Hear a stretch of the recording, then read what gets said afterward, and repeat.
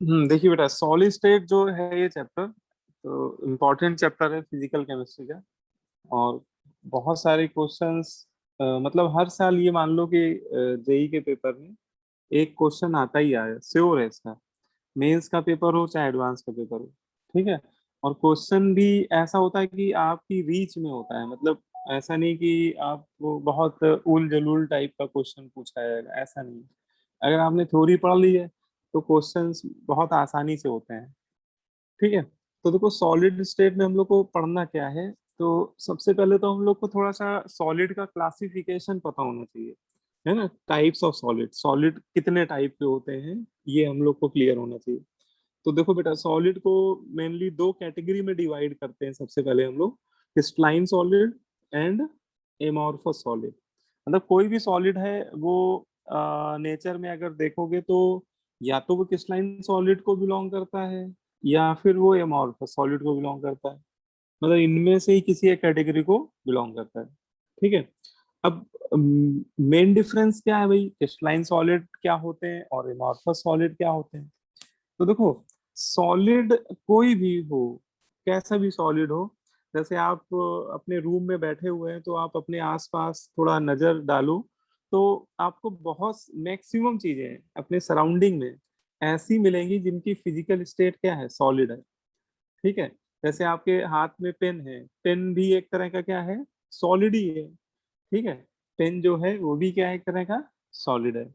अब अगर मैं आपसे पूछूं कि जो पेन आपने पकड़ रखा है वो क्रिस्टलाइन सॉलिड है कि एमॉर्फस सॉलिड है ना। अगर मैं उसका क्लासिफिकेशन की बात करूं तो उसके लिए हमें कुछ बेसिक बातें पता होनी चाहिए, तब हम लोग उसको फर्दर क्लासिफाई कर पाएंगे।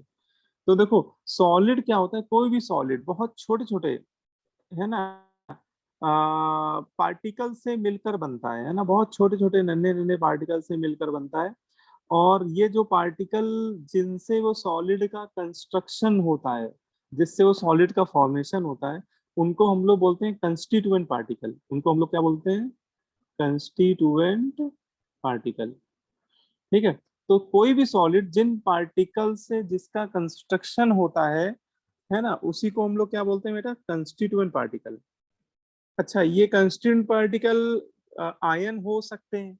अगर बेटा कोई आयनिक सॉलिड है, जैसे मैं बात करूं NaCl की, तो NaCl आयनिक सॉलिड है ना। तो ये आयन से मिलके बना हुआ है, Na+ और Cl-, मतलब कटायन और एनायन से मिलके बना हुआ है, ठीक है। बोलो भाई। तो एक तरह का ये आयनिक सॉलिड है, ठीक है। तो इसके कंस्टिट्यूएंट, अगर कोई आयनिक सॉलिड है तो उसके कंस्टिट्यूएंट पार्टिकल क्या हो जाएंगे, आयन हो जाएंगे। अच्छा, हो सकता है कि सॉलिड एटम से मिलके बना हो, ठीक है ना। जैसे कोई मेटालिक सॉलिड ले लो, मेटालिक सॉलिड में ऐसे आयरन ही ले लो। तो आयरन में आप देखोगे तो आयरन के ही एवोगैड्रो नंबर के मल्टीपल में जो एटम होंगे वो आपस में बाइंड होंगे, है ना, मेटालिक बॉन्डिंग के थ्रू, इसलिए वो सॉलिड बन रहा होगा। तो उसमें कंस्टिट्यूएंट पार्टिकल आइटम हो जाएंगे। लेकिन जैसे मैं बोलूँ आइस, ठीक है, अगर मैं एग्जांपल ले लूँ किसका, आइस का, तो आइस भी कैसा होता है, आइस अगर देखा जाए 0 डिग्री सेल्सियस पे उसकी फिजिकल स्टेट क्या होती है, 0 डिग्री सेल्सियस पे आइस कैसा होता है, सॉलिड होता है। अब आपसे मैं पूछूं कि उसमें कंस्टिट्यूएंट पार्टिकल कौन से हैं, तो आप कहोगे H2O। बोलो, कहोगे कि नहीं कहोगे, यस सर। है ना, वाटर मॉलिक्यूल से ही तो मिलके बना होगा आइस। तो ये यहाँ पे जो वाटर मॉलिक्यूल हैं, दीज आर कंस्टिट्यूएंट पार्टिकल। इसका मतलब आइस में जो कंस्टिट्यूएंट पार्टिकल है बेटा वो वाटर मॉलिक्यूल्स है ना। और अगर किसी मॉलिक्यूल, किसी सॉलिड में मॉलिक्यूल जो कंस्टिट्यूएंट पार्टिकल होते हैं, ऐसे सॉलिड को मॉलिक्यूलर सॉलिड भी बोलते हैं। तो इन जनरल अगर देखा जाए तो कंस्टिट्यूएंट पार्टिकल जिससे सॉलिड का कंस्ट्रक्शन होता है या सॉलिड का फॉर्मेशन होता है, वो आयन भी हो सकते हैं, एटम भी हो सकते हैं, मॉलिक्यूल भी हो सकते हैं। और अगर ये कंस्टिट्यूएंट पार्टिकल एक रेगुलर मैनर में पैक्ड हो, अगर एक कैसे पैक्ड हो, रेगुलर ऑर्डर या रेगुलर मैनर में पैक्ड हो, तो ऐसे सॉलिड को हम लोग क्या बोलते हैं, क्रिस्टलाइन सॉलिड बोलते हैं। तो सीधी सीधी बात है, अगर आपसे केवल डिफिनेशन ही पूछी जाए कभी, डिफाइन क्रिस्टलाइन सॉलिड, तो आप बोल देना कि in crystalline solid the constituent particles like ion atom molecule are packed in a regular manner. ठीक है, बोलो भाई, ये बात समझ में आई कि नहीं आई? Yes sir. है ना, यस क्लियर है? Yes. और ये जो एमॉर्फस सॉलिड होते हैं उसमें जो कंस्टिट्यूएंट पार्टिकल्स देखे जाते हैं वो बेटा एक रैंडम ऑर्डर में अरेंज होते हैं, मतलब वो रैंडमली पैक्ड होते हैं। ठीक है, मतलब उनका जो अरेंजमेंट होता है वो सिस्टमेटिक नहीं होता है, रेगुलर नहीं होता है ना, उसको आप रैंडम बोल सकते हो, इररेगुलर भी बोल सकते हो। तो एमॉर्फस सॉलिड के जो कंस्टिट्यूएंट पार्टिकल्स होते हैं they are randomly packed, they are randomly arranged. तो this is the major difference between crystalline solid and amorphous solid. और ये जो पहला पॉइंट है बेटा, यही इनकी डिफिनेशन भी है। अगर आपको जैसे बोर्ड एग्जाम में 1 मार्क्स में कई बार डिफिनेशन वगैरह पूछ ली जाती है, डिफाइन क्रिस्टलाइन सॉलिड, या फिर बोल देगा right any one difference between crystalline and amorphous solid, तो बस आप यही पॉइंट अगर लिख दोगे तो यही सफिशिएंट है ना, 1 नंबर के क्वेश्चन में। ठीक है, लेकिन और भी कई सारे डिफरेंस होते हैं, ये तो सबसे मेन डिफरेंस है, लेकिन इसके अलावा भी कई सारे डिफरेंस होते हैं, तो वो भी हम लोग को पता होने चाहिए। तो देखो कौन कौन से डिफरेंस हैं। देखो सेकंड पॉइंट में देखो सेकंड डिफरेंस लिखा हुआ है, बोलते हैं कि क्रिस्टलाइन सॉलिड लॉन्ग रेंज के सॉलिड होते हैं, लॉन्ग रेंज ऑर्डर होता है ना, लॉन्ग रेंज सॉलिड होते हैं। और जो एमॉर्फस सॉलिड होते हैं वो शॉर्ट रेंज ऑर्डर के सॉलिड होते हैं।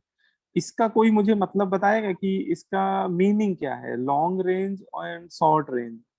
ये चैप्टर अभी स्कूल में तुम लोग को पढ़ाया भी गया होगा लॉकडाउन से पहले, या अगर कुछ क्लासें हुई होंगी तो हो सकता है ये चैप्टर थोड़ा बहुत पढ़ाया गया हो। पढ़ाया गया कि नहीं? Yes sir.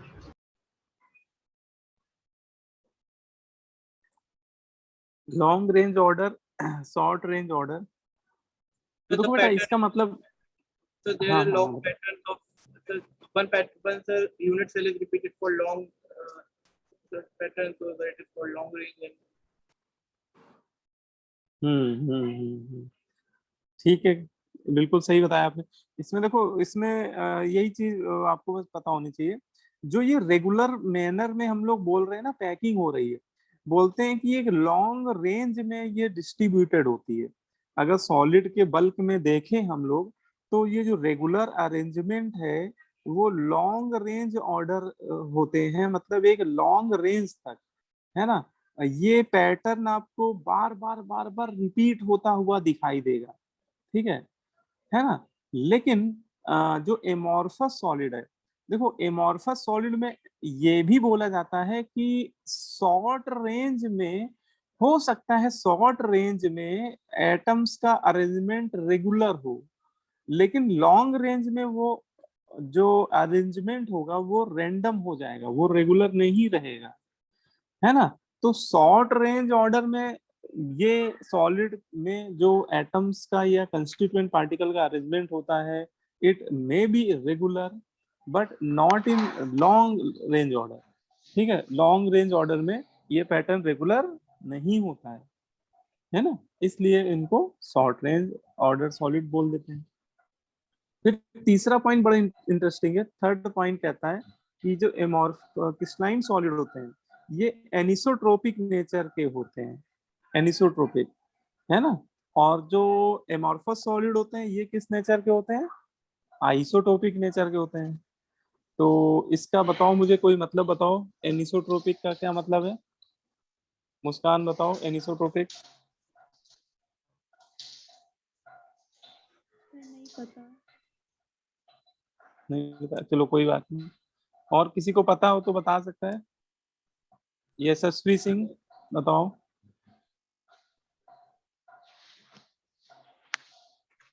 सर एनाइसोट्रॉपिक का मतलब कि इनमें जो सर्टेन प्रॉपर्टीज होती हैं जैसे रिफ्रैक्टिव इंडेक्स, सब वो डिफरेंट डिफरेंट एंगल से डिफरेंट डिफरेंट होती हैं।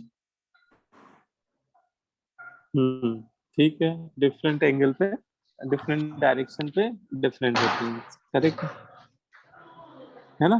तो इसका देखो मतलब यही होता है, यशस्वी ने देखो बताया कि एनिसोट्रोपिक का मतलब देखो, ऐसे डायग्राम से मैं आपको थोड़ा समझा देता हूँ। जैसे ये कुछ एटम्स का अरेंजमेंट है ना, देखो ये कुछ एटम का मान लो अरेंजमेंट दिखाया गया है, और ये क्रिस्टलाइन सॉलिड मान के चल रहे हैं, तो वो अरेंजमेंट रेगुलर है।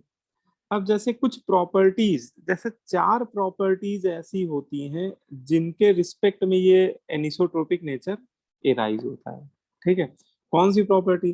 जैसे एक हो गई डेंसिटी हो गई, ठीक है। दूसरा आर आई शॉर्ट में लिख दिया है, इसका पूरा फुल नेम है रिफ्रैक्टिव इंडेक्स।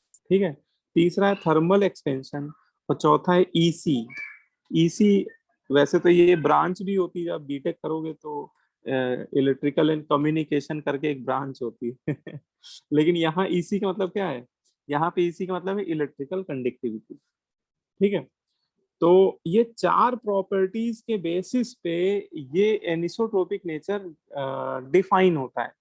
बोलते हैं कि किसी सॉलिड में अगर आप सपोज इस डायरेक्शन में जा रहे हो, इस एरो की डायरेक्शन में जा रहे हो सीधा सीधा, और यहाँ पे रिफ्रैक्टिव इंडेक्स μ1 है, लेकिन आपने डायरेक्शन बदल दी, आप डायगोनली चलने लगे, तो यहाँ पे रिफ्रैक्टिव इंडेक्स μ2 मिलेगा, और यहाँ पे इस डायरेक्शन में चलोगे तो वो रिफ्रैक्टिव इंडेक्स μ3 मिलेगा बेटा। और वो डायरेक्शन पे डिपेंड नहीं करेगा, ये तीनों वैल्यूज बराबर नहीं होंगी। मतलब अगर क्रिस्टलाइन सॉलिड एनिसोट्रोपिक होते हैं, इसका मतलब ये है कि इसकी इनकी जो प्रॉपर्टीज होती है, ये मेन 4 प्रॉपर्टीज होती है बेटा, ये डायरेक्शन डिपेंडेंट प्रॉपर्टी होती है। कि सॉलिड में किसी एक डायरेक्शन पे मूव करने पे इन प्रॉपर्टीज का मैग्नीट्यूड कुछ और होगा, लेकिन अगर आप डायरेक्शन बदल देंगे, डिफरेंट डायरेक्शन में मूव करने लगेंगे, तो इन प्रॉपर्टी का मैग्नीट्यूड भी चेंज हो जाएगा। तो these are direction dependent properties, है ना। तो direction dependent property associated solid को ही एनिसोट्रोपिक सॉलिड बोला जाता है, और क्रिस्टलाइन सॉलिड इसी तरह का नेचर शो करते हैं। ठीक है।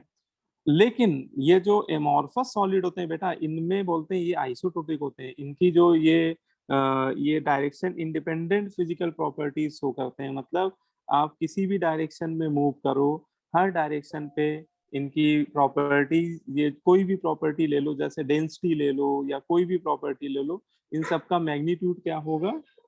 सेम होगा। ठीक है, डायरेक्शन पे डिपेंड नहीं करती है। बोलो भाई, है ना? क्लियर हुई बात? ये समझ में आ गई? Yes sir.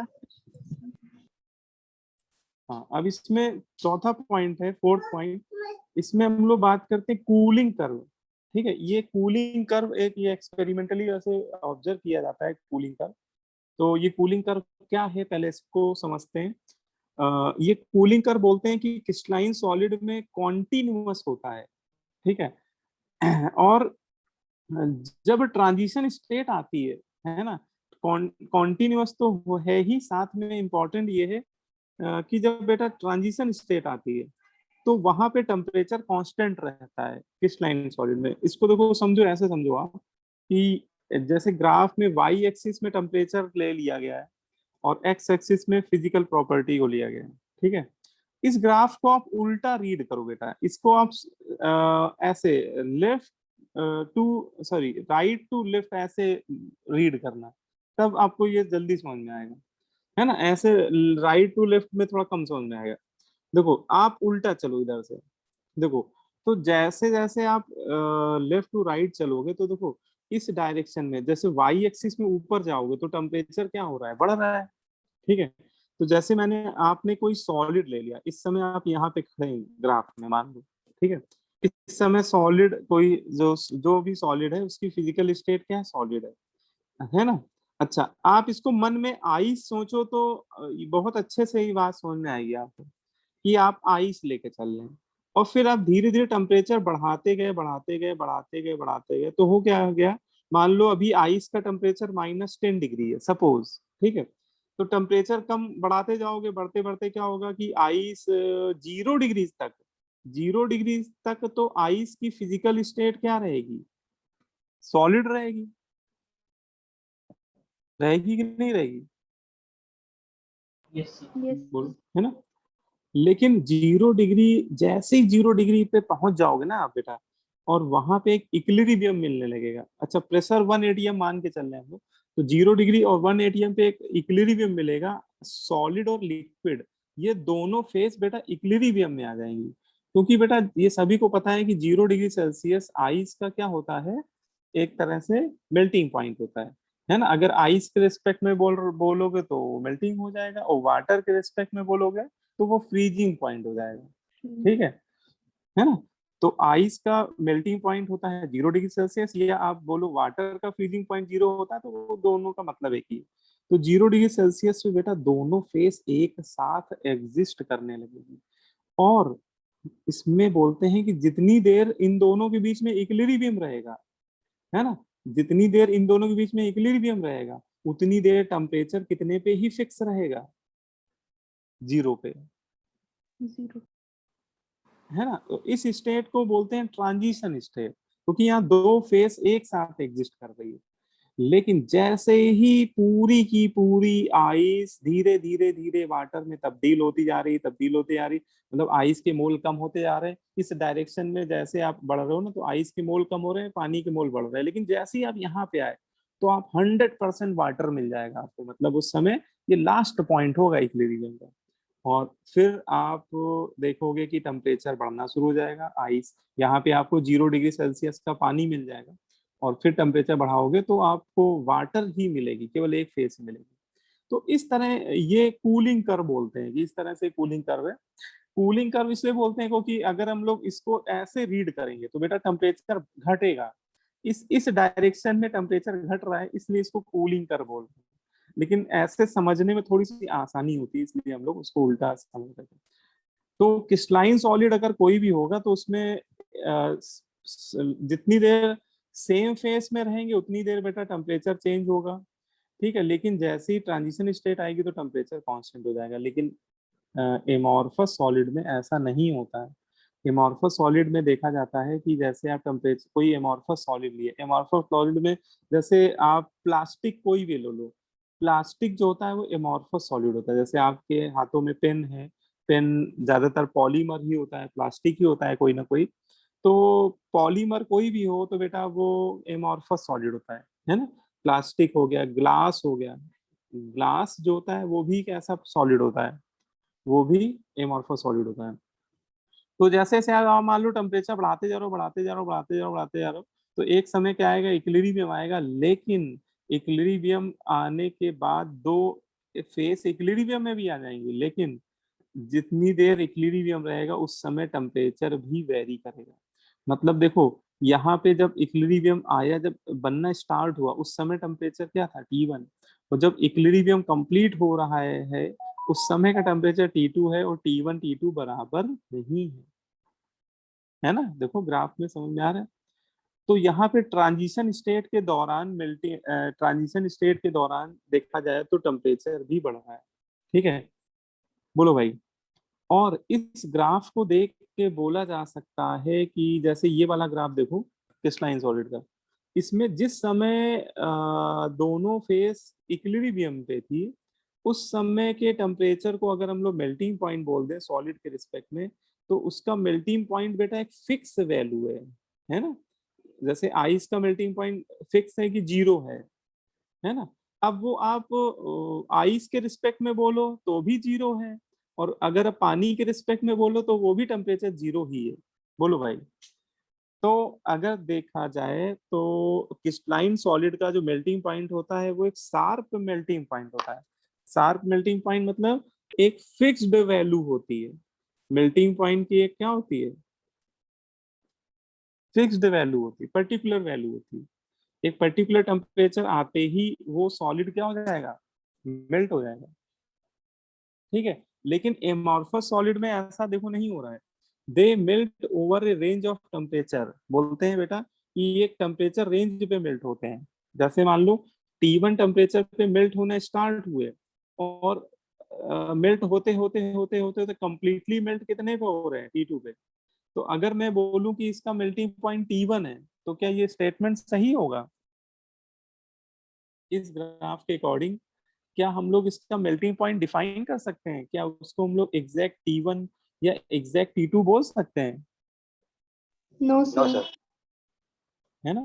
तो यहाँ पे बेटा ना तो हम एग्जैक्ट T1 बोल सकते हैं ना एग्जैक्ट T2 बोल सकते हैं। हाँ, ये बोल सकते हैं कि ये सॉलिड जो एमॉर्फस सॉलिड है वो T1 से मेल्ट होना शुरू हो रहा है और T2 तक वो मेल्ट हो गया है। मतलब it melt over a range of temperature and this temperature lie between T1 to T2। मतलब ये T1 से लेकर T2 तक के टेम्परेचर के दौरान वो क्या हो रहा है, मेल्ट हो रहा है, लेकिन किसी एक पर्टिकुलर टेम्परेचर पे मेल्ट नहीं हो रहा है ना। तो बोलते हैं एमॉर्फस सॉलिड जो होते हैं they melt over a range of temperature. ठीक है, बोलो भाई, समझ में आ गई बात, Yes, sir.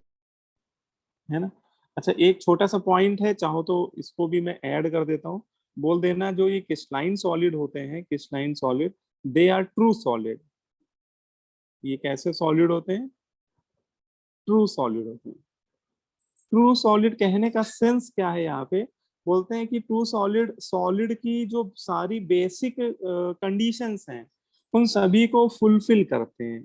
ठीक है, जो सॉलिड की जो, जैसे हम लोग बचपन में पढ़ते आ रहे हैं कि सॉलिड जो होते हैं वो रिजिड होते हैं, है ना, उनका डिफिनिट शेप होता है, डिफिनिट वॉल्यूम होता है, ठीक है, लो कंप्रेसिबिलिटी होती है, हाई डेंसिटी होती है। तो ये जो बेसिक मतलब कि जो कुछ स्टैंडर्ड प्रॉपर्टीज होती हैं सॉलिड की, वो सारी प्रॉपर्टी देखी जाती हैं किसमें, क्रिस्टलाइन सॉलिड में, इसलिए इनको बोलते हैं ट्रू सॉलिड है।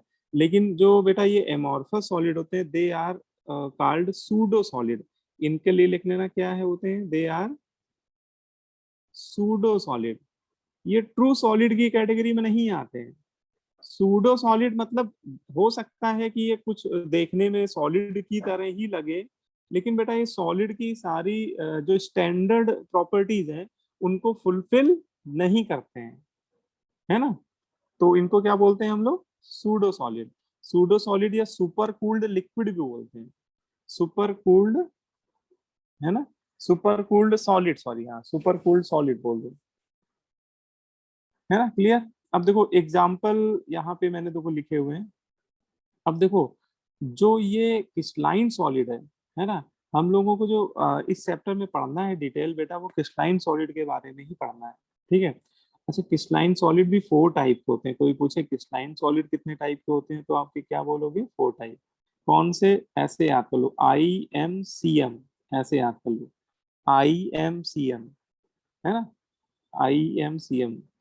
तो आप CM बन जाओ, ठीक है, योगी महाराज बन जाओ।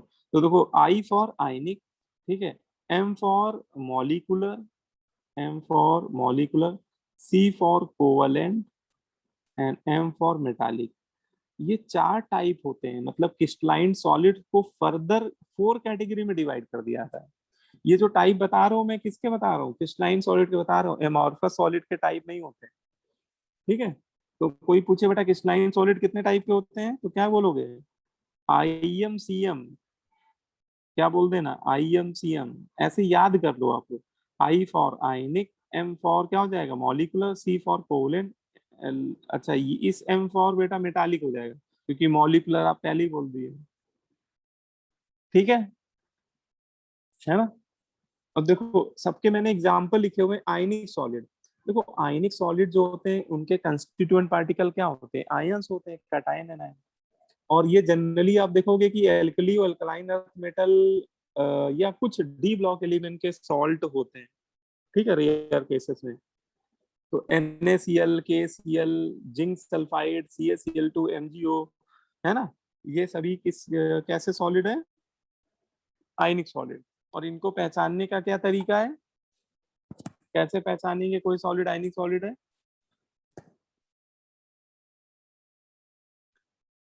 दीज आर सॉल्ट, हाँ ये आयनिक कंपाउंड होंगे, बिल्कुल सही बात है। लेकिन हम लोग इसको कैसे पहचानेंगे, तो देखो हम लोग देखेंगे कि एल्कली मेटल का कोई भी सॉल्ट हो, एल्कली मेटल मतलब सोडियम, पोटेशियम, रुबिडियम, सीजियम, इसका कोई क्लोराइड, ब्रोमाइड, सल्फेट, नाइट्रेट, है ना।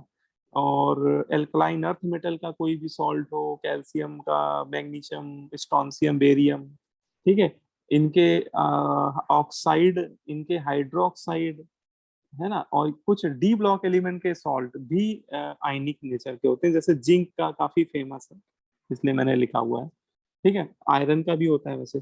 तो ये सभी सॉलिड, ये सभी जो है सॉलिड, ये आयनिक नेचर के हैं क्योंकि इनके कंस्टिट्यूएंट पार्टिकल जो है वो आयन्स है ना। ये आयन मतलब कटायन और एनायन से मिलकर बने हुए।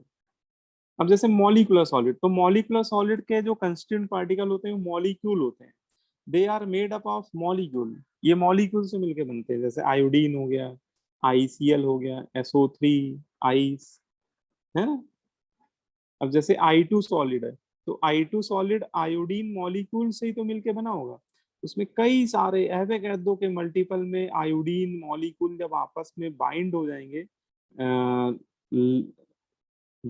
डाइपोल फोर्सेस से, है ना, डाइपोल इंड्यूस फोर्सेस से, तो ये सॉलिड बनता है आयोडीन सॉलिड। ठीक है। और इसके बाद जैसे कोवलेंट सॉलिड, कोवलेंट सॉलिड को नेटवर्क सॉलिड भी कहते हैं। कोवलेंट सॉलिड को एक नाम और देते हैं, क्या, नेटवर्क सॉलिड। ये इनमें खास बात क्या होती है कि इनके जो एटम्स होते हैं वो आपस में कोवलेंटली बॉन्ड से, कोवलेंट बॉन्ड से अटैच्ड होते हैं। कोवलेंट बॉन्ड आप सभी लोग जानते हो, सिंगल बॉन्ड होता है, डबल बॉन्ड होता है, ट्रिपल बॉन्ड होता है। ठीक है। तो अगर कोई किसी सॉलिड के atoms single double triple bond से अटैच्ड है ना, और साथ ही साथ इसमें इंपॉर्टेंट बात यह है कि वो एक नेटवर्क स्ट्रक्चर बनाने चाहिए। मतलब उनका जो स्ट्रक्चर होना चाहिए वो कैसा होना चाहिए, 3 डायमेंशनल नेटवर्क स्ट्रक्चर, है ना। तो 3 डायमेंशनल नेटवर्क स्ट्रक्चर जो होता है वो एंडलेस होता है। एंडलेस मतलब उसकी कोई लिमिट नहीं होती है, मतलब वो एंड ही नहीं होता है। कहने का मतलब वो आपको लगेगा कि ये तो एक्सपेंड ही होता चला जा रहा है। ठीक है। जैसे आपने डायमंड का स्ट्रक्चर देखा होगा, डायमंड के स्ट्रक्चर में एक कार्बन 4 कार्बन से क्या होता है, टेट्राहाइड्रली बॉन्डेड होता है। फिर जो ये 4 कार्बन है, ये भी 4 कार्बन से क्या होते हैं, टेट्राहाइड्रली बॉन्डेड होते हैं। तो ऐसे ये स्ट्रक्चर 3D में फैलता चला जाता है, एक्सपेंड होता चला जाता है। इसका कोई और छोर नहीं दिखता हम लोग को, फैलता चला जा रहा है ना। तो इस तरह का जो स्ट्रक्चर होता है, डायमंड हो गया, ग्रेफाइट का स्ट्रक्चर भी ऐसा ही होता है, एंडलेस स्ट्रक्चर होता है। सिलिका SiO2, ये बड़ा अच्छा एग्जांपल है। सिलिका अगर कहीं लिखा हो बेटा तो ये आपका नेटवर्क सॉलिड होता है, क्योंकि इसमें SiO-Si लिंकेजेस होते हैं। SiO-Si ऐसे बनते चले जाते हैं, SiO-Si, है ना। देखा आप लोग ने सिलिका का स्ट्रक्चर, एंडलेस स्ट्रक्चर होता है। SiO-Si ना जाने कितने मतलब अनकाउंटेबल, काउंटिंग नहीं कर सकते हम, कितने सिलिकॉन कितने ऑक्सीजन काउंट नहीं कर सकते हम। ऐसे BnX होता है, इसको बोरॉन नाइट्राइड भी बोलते हैं, है ना। और एल्युमिनियम नाइट्राइड भी एक्सपेंड होता चला जाता है ना। ये दोनों एक ही टाइप के स्ट्रक्चर होते हैं। तो ये बहुत ही लिमिटेड एग्जाम्पल है, मतलब इनके एग्जाम्पल आप ये 5 एग्जाम्पल याद कर लो, बस यही 5 एग्जाम्पल इसमें बनते हैं। ठीक है। तो है ना, एक ये भी लिख लो यार, क्योंकि SiC, इसको कार्बोरंडम बोलते हैं। कार्बोरंडम भी इसी का एक तरह से एनालॉगस होता है, डायमंड का एनालॉगस है।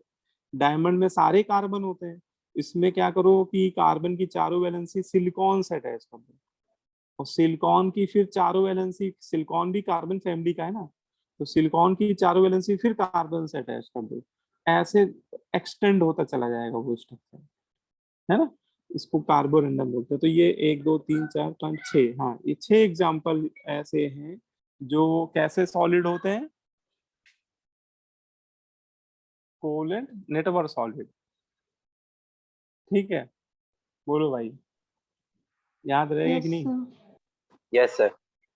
है ना, ये पूछे बहुत जाते हैं क्योंकि कई बार बच्चे इसको मॉलिक्यूलर सॉलिड बोलने लगते हैं, लेकिन बेटा इनका इनमें से किसी का भी स्ट्रक्चर आप देखोगे तो वो एक नेटवर्क टाइप का बनाता है, 3 डायमेंशनल नेटवर्क स्ट्रक्चर होता है।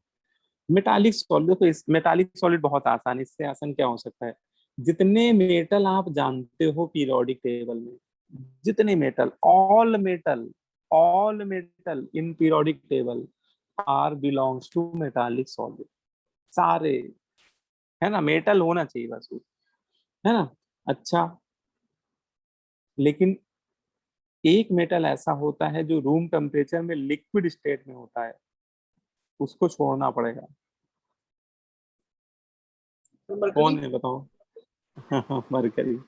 तो मरकरी, क्योंकि बेटा मरकरी सॉलिड स्टेट में एग्जिस्ट ही नहीं करता है, मरकरी रूम टेम्परेचर में जो है वो लिक्विड स्टेट में exist करता है, इसलिए उसको सॉलिड, क्योंकि यहाँ पे हम लोग सॉलिड के टाइप पढ़ रहे हैं। तो मरकरी मेटल जरूर है, लेकिन वो मेटालिक सॉलिड की कैटेगरी में नहीं आता है। तो आप ऐसे बोलो एक्सेप्ट, अगर एग्जैक्ट करेक्ट बोलना चाह रहे हो तो ऐसे बोलो except mercury, all metal belongs to metallic solid. अच्छा, दो दो मेटल, तीन तीन मेटल मिला के एलॉय अगर आप बनाओगे, तो एलॉय भी जो होते हैं बेटा वो मेटालिक सॉलिड में की कैटेगरी में ही आते हैं।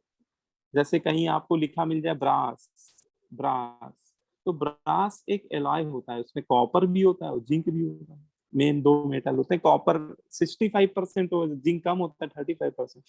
ठीक है। ब्रॉन्ज, ब्रॉन्ज में कॉपर भी होता है, टिन भी होता है ना, तो ये भी मेटालिक सॉलिड हो गया। ठीक है बेटा। तो अगर कोई एलॉय दिया गया है तो एलॉय भी आपका इसी में आता है, मेटालिक सॉलिड।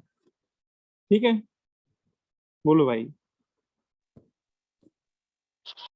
तो इतनी बात समझ में आई है ना?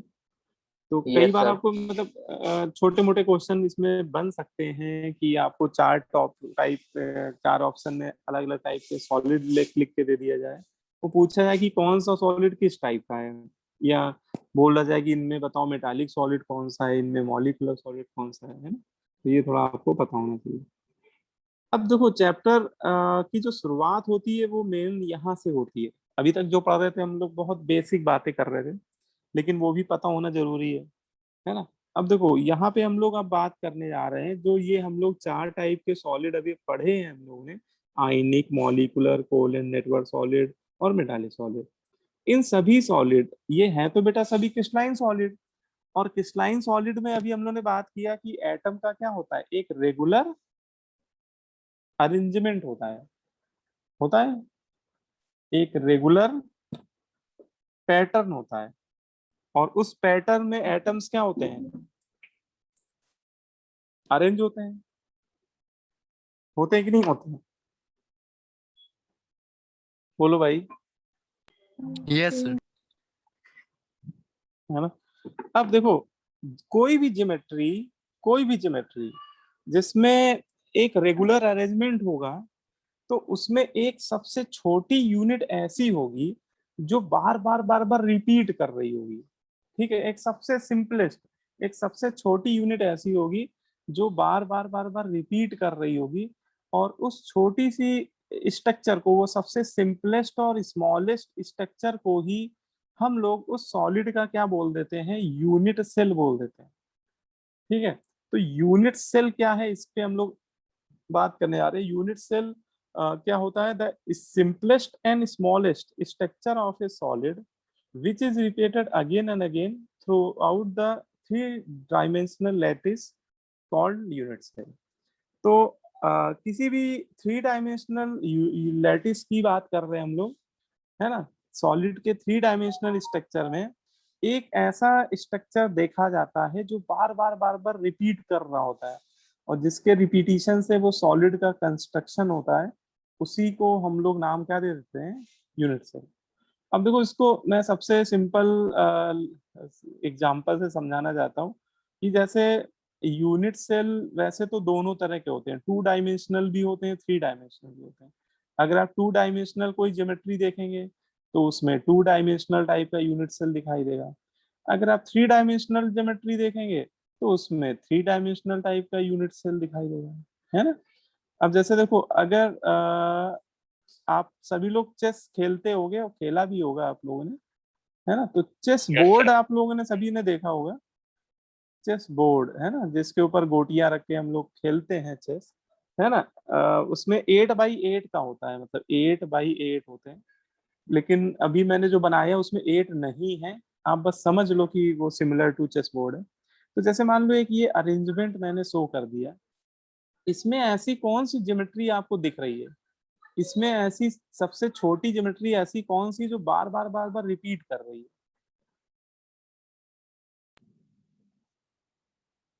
स्क्वायर। स्क्वायर है ना, कोई भी एक छोटा सा स्क्वायर पकड़ लो, देखो एक स्क्वायर ही तो है, इसी को बार बार रखना शुरू कर दो। एक अच्छा, ये डायग्राम में कोई स्क्वायर बड़ा दिख रहा है, कोई रेक्टेंगल दिख रहा है, तो वो तो मैंने जल्दीबाजी बनाया इसलिए ऐसा बन गया। ये मान के चलो सभी स्क्वायर है, रेगुलर डायग्राम है। तो एक स्क्वायर को अगर बार बार आप प्लेस करते जाओ, है ना, एक्स और वाई एक्सिस के अलॉन्ग एक प्लेन में, तो ये ज्योमेट्री बन जाएगी कि नहीं बन जाएगी? तो इस ज्योमेट्री में एक ऐसा यूनिट सेल है, एक ऐसा स्ट्रक्चर है जो बार बार रिपीट कर रहा है, और जिसके रिपीटिशन से ही ये पूरा जो अरेंजमेंट है, या इसको चेस बोर्ड बोल दो आप, ये चेस बोर्ड है वो बन रहा है। तो इसमें जो एक छोटी सी यूनिट है जो बार बार रिपीट कर रही है, जिसको हम लोग यहाँ पे क्या बोल रहे हैं, स्क्वायर। तो इसमें यूनिट सेल कैसी हो गई, स्क्वायर शेप की हो गई। हो गई कि नहीं हो गई? है ना? Yes sir. ठीक है, तो ऐसा नेचर में बहुत अच्छा, ये तो आपका एक मैंने जो लिया है एग्जांपल, ये एक 2 डायमेंशनल स्ट्रक्चर है ना, क्योंकि चेस बोर्ड की हाइट जो होती है वो नेग्लिजिबल होती है, ठीक है, उसको हम लोग इग्नोर करके चल रहे हैं। लेकिन अब जैसे मैं आपको एक अभी कैमरा ऑन करके एक अरेंजमेंट दिखाता हूँ।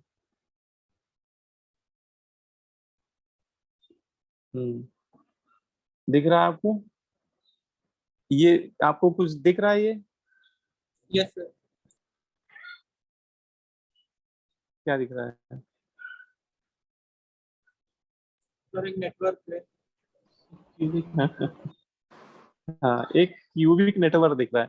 तो अगर आप उसको अगर पूरा देख पा रहे हो, ऐसे थोड़ा मैं घुमा फिरा के दिखा देता हूँ। इसमें आप देखो तो आपको 8 छोटे छोटे स्क्वायर दिख रहे होंगे, स्क्वायर नहीं सॉरी क्यूब दिख रहे होंगे।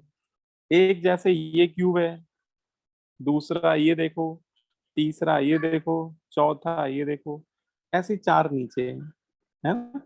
तो अगर इसमें देखो कोई एक क्यूब पकड़ लो, ये क्यूब, ठीक है, चाहे ये पकड़ लो, कोई भी एक क्यूब पकड़ लो, तो वो इस सॉलिड का क्या हो जाएगा, वो इस सॉलिड में यूनिट सेल हो जाएगा। तो ये जो एक मैं आपको लैटिस दिखा रहा हूँ, इसमें ये जो एटम्स मान सकते हो जो स्फेरिकल शेप के दिख रहे हैं, और बाकी आप एक छोटा सा ही मिनी क्यूब ले लो, एक कोई भी मिनी क्यूब ले लो, ये वाला ले लो, आपके आई के सामने शायद ये वाला पड़ रहा होगा, ये वाला मिनी क्यूब, है ना, कोई भी एक ले लो। तो इसमें एक ये मिनी क्यूब बार बार रखा हुआ है, 1 बार 2 बार 3 बार 4 बार 5 6 7 8 टाइम रखा हुआ है, तभी तो ये बन रहा है। बोलो भाई। सर इसमें लैटिस क्या है? तो हाँ, क्या करो इसमें लैटिस, सर लैटिस क्या है इसमें? देखो लैटिस देखो लैटिस जो ये अरेंजमेंट दिख रहा है, ये जो पूरा आपको एक बड़ा सा क्यूब दिख रहा है, अब दिखा ये पूरा देखो तो एक पूरा एक बड़ा क्यूब है, और this big cube is made up of 8 mini cube, है ना, एक ये बिग क्यूब है और ये 8 छोटे छोटे मिनी क्यूब से मिलके बना हुआ है ना, दिख रहा है? Yes sir. Yes, sir. तो ये जो बड़ा क्यूब है, ये ओवरऑल वैसे तो अगर ऐसे ही और बड़े बड़े क्यूब ले आऊं, जैसे मैंने पूरा ये लिया हुआ है, ऐसे में और ले आऊं और इनको अरेंज करता चला जाऊं, ठीक है, आवाज आ रही मेरी? Yes, Yes, sir. sir. Yes sir. अच्छा अच्छा, थोड़ा सा वो वीडियो पॉज हो गया था, तो वही मैं पूछ रहा हूँ, दिख रहा है वीडियो? नहीं दिख रहा है? So paused है video. हाँ, वीडियो पॉज Video pause. चलो कोई बात नहीं। हाँ, थोड़ा आप देख के समझ गए होंगे। तो जो मैंने आपको अभी दिखाया, जो बड़ा क्यूब दिखाया, अगर ऐसे कई सारे क्यूब इसके आसपास और रख दूं मैं सटा सटा के, तो वो जो ज्योमेट्री होगी उसको बोलेंगे ब्रेविस लैटिस। उसको क्या बोलेंगे हम लोग? Brevis lattice. ब्रेविस एक साइंटिस्ट का नाम है, उन्होंने इस तरह के लैटिस को डिफाइन किया था सबसे पहले, तो इसलिए हम लोग उसको ब्रेविस लैटिस बोल देते हैं। लेकिन वो जो मैंने आपको दिखाया था एक बड़ा क्यूब, अगर उसी को आप ब्रेविस लैटिस अगर मान लो, तो उसमें यूनिट सेल क्या था, उसमें एक जो छोटा सा मिनी क्यूब आप देख पा रहे थे, वो आपका क्या था, यूनिट सेल था। ठीक है Yes, sir. है ना। अच्छा, आपको एक मैं और प्रैक्टिकल बेसिक सा एग्जांपल देता हूँ। जैसे आप आपके घर में जो आपकी वॉल है, जैसे आप जिस रूम में बैठे हुए हैं, तो उसमें चारों तरफ वॉल हैं, दीवारें हैं। तो उस वॉल में अगर बोला जाए कि कौन सा ऐसी चीज है जो बार बार रिपीट हो रही है, या जिसके रिपीट होने से उस वॉल का, उस बिल्डिंग का, या जो भी आपका घर है उसका कंस्ट्रक्शन हुआ है, तो क्या आप आंसर दोगे? Sir, brick. आप कह दो कि ब्रिक है, बिल्कुल सही है। तो कोई भी बिल्डिंग होती है या कोई भी वॉल होती है, तो वो एक ब्रिक जो होती है, brick is defined as a unit cell of a building. ठीक है, क्योंकि उस बिल्डिंग में वही ना जाने कितनी ब्रिक बार बार रखी गई हैं, और उसको अरेंज करने पे ही उस बिल्डिंग या वॉल है ना का कंस्ट्रक्शन हुआ है। ठीक है, तो वहां पे आप बोल सकते हो कि brick is a example of unit cell. ठीक है, तो ऐसे ही आप उसको समझो कि कोई भी सॉलिड होता है, क्रिस्टलाइन सॉलिड। अच्छा, ये जो टर्म होता है ये एमॉर्फस सॉलिड के लिए डिफाइन नहीं होता है, क्योंकि एमॉर्फस सॉलिड में एटम का अरेंजमेंट रेगुलर नहीं होता, तो उसमें कोई स्टैंडर्ड यूनिट सेल बनती ही नहीं है, या उसको हम लोग डिफाइन ही नहीं कर सकते। लेकिन ये यूनिट सेल केवल किसके लिए डिफाइंड होती है, क्रिस्टलाइन सॉलिड के लिए। ये यूनिट सेल किसके लिए डिफाइंड होती हैं, क्रिस्टलाइन सॉलिड के लिए। ठीक है, तो अब मेरे ख्याल से डेफिनेशन भी समझ में आ गई होगी। The simplest and smallest structure of a solid which is repeated again and again throughout the three dimensional lattice called unit cell. तो किसी भी सॉलिड में एक ऐसी सबसे सिंपलेस्ट और स्मॉलेस्ट, मतलब उससे छोटी यूनिट ऐसी नहीं होनी चाहिए जो रिपीट कर रही हो, वही सबसे स्मॉलेस्ट यूनिट होनी चाहिए, है ना, और सिंपलेस्ट भी होनी चाहिए जिसको हम लोग डिफाइन कर सके। अब ये नहीं कि आप माइक्रो लेवल पे चले जाओ, आप कहोगी नहीं सर उसमें भी एटम के अंदर भी न्यूक्लियस है, न्यूक्लियस के अंदर इलेक्ट्रॉन है, तो वो तो इलेक्ट्रॉन के मतलब कि वो ज्योमेट्री न्यूक्लियस के कॉम्बिनेशन से बनी है। नहीं, सॉलिड स्टेट में हम लोग माइक्रो लेवल पे बात नहीं करते हैं, क्या, क्योंकि हम लोग बेटा न्यूक्लियस को देख नहीं सकते, है ना, माइक्रो पार्टिकल है। तो वो सिंपलेस्ट भी होना चाहिए जो विजिबल हो, और जिसको हम लोग डिफाइन कर सकते हैं। ठीक है, बोलो भाई। अब इसमें देखो टाइप्स ऑफ यूनिट सेल की बात करते हैं, चलो। टाइप्स ऑफ यूनिट सेल को दो कैटेगरी में डिवाइड कर देते हैं हम लोग। सबसे पहले 2 dimensional unit cell and 3 dimensional unit cell. ठीक है, अच्छा, ये जो चैप्टर है ये विजुअलाइजेशन पे बेस्ड है। मतलब आप ये समझ लो कि जिस बच्चे का विजुअलाइजेशन जितना इफेक्टिव होगा, जितना डीप विजुअलाइजेशन होगा, वो चीजें बहुत आसानी से विजुअलाइज कर लेगा, और उसको ये चैप्टर बहुत प्यारा लगेगा, बहुत आसान भी लगेगा। मतलब एक एक लाइन में आंसर आते हैं इस चैप्टर में। मतलब ये फिजिकल केमिस्ट्री का चैप्टर जरूर है, लेकिन इसमें मैक्सिमम क्वेश्चन देखोगे तो सॉल्यूशन बहुत छोटे होते हैं, है ना। तो थोड़ा सा आप लोग विजुलाइज करने की कोशिश कीजिएगा, क्योंकि अभी हम लोग ऑनलाइन क्लास में वही है ना कि थोड़ा सा आप लोग को विजुलाइज जितना ज्यादा करोगे, तो वैसे मैं आपको सारी चीजें दिखाता रहूंगा बीच बीच में, कैसे भी ना करके। मेरे पास मॉडल सारे हैं इस चैप्टर से रिलेटेड, तो फिर भी आप लोग थोड़ा विजुलाइज करने की कोशिश कीजिएगा। ठीक है, तो देखिए इसमें जो दो तरह की यूनिट सेल है, 2D and 3D, 2 dimensional and 3 dimensional. ठीक है, अब देखो 2 डायमेंशनल यूनिट सेल में लेंथ होगी और विड्थ होगी, बस दो ही चीज होगी, क्योंकि इसमें जो हाइट होगी वो नेग्लेजिबल होगी। तो जिसमें जैसे पहली यूनिट सेल होती है स्क्वायर। ठीक है, अब स्क्वायर जैसे ये एक आपको स्क्वायर बना के दिखाया गया है। ठीक है, स्क्वायर में एक ये इसकी एक्स एक्सिस के लॉन्ग मान लो कि इसकी लेंथ है, और वाई एक्सिस के लॉन्ग क्या है, इसकी विड्थ है।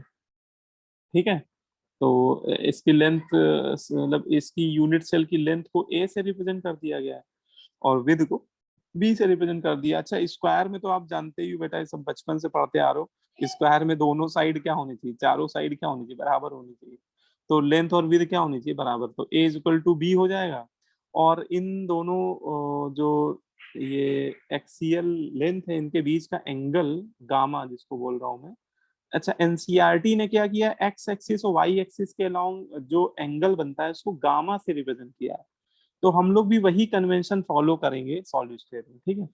तो ये एंगल जो है गामा है, और गामा कितना है, 90। गामा को हम लोग इंटरफेसियल एंगल बोलते हैं, या इसको एक्सियल एंगल भी बोलते हैं। ए और बी को क्या बोलते हैं, इनको बोलते हैं एक्सियल लेंथ या एक्सियल, है ना।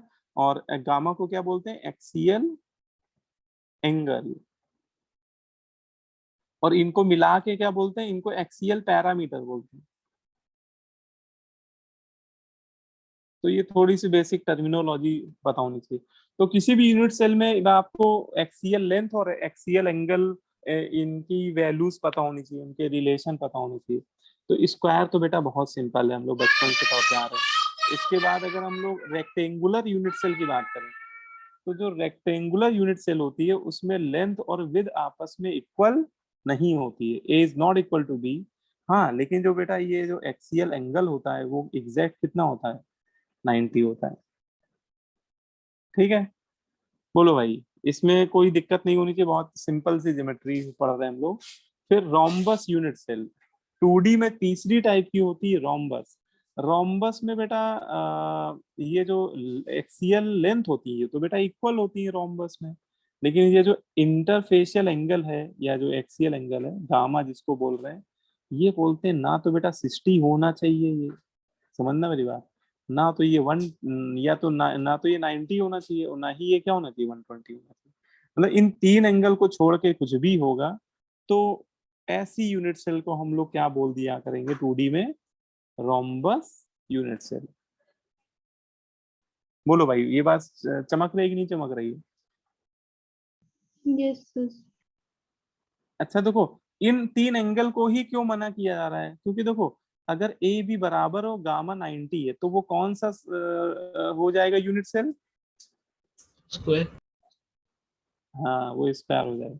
अच्छा बताओ यार, ये 120 क्यों मना कर रहा है हम लोग को, ये 120 के बराबर क्यों नहीं हो सकता है।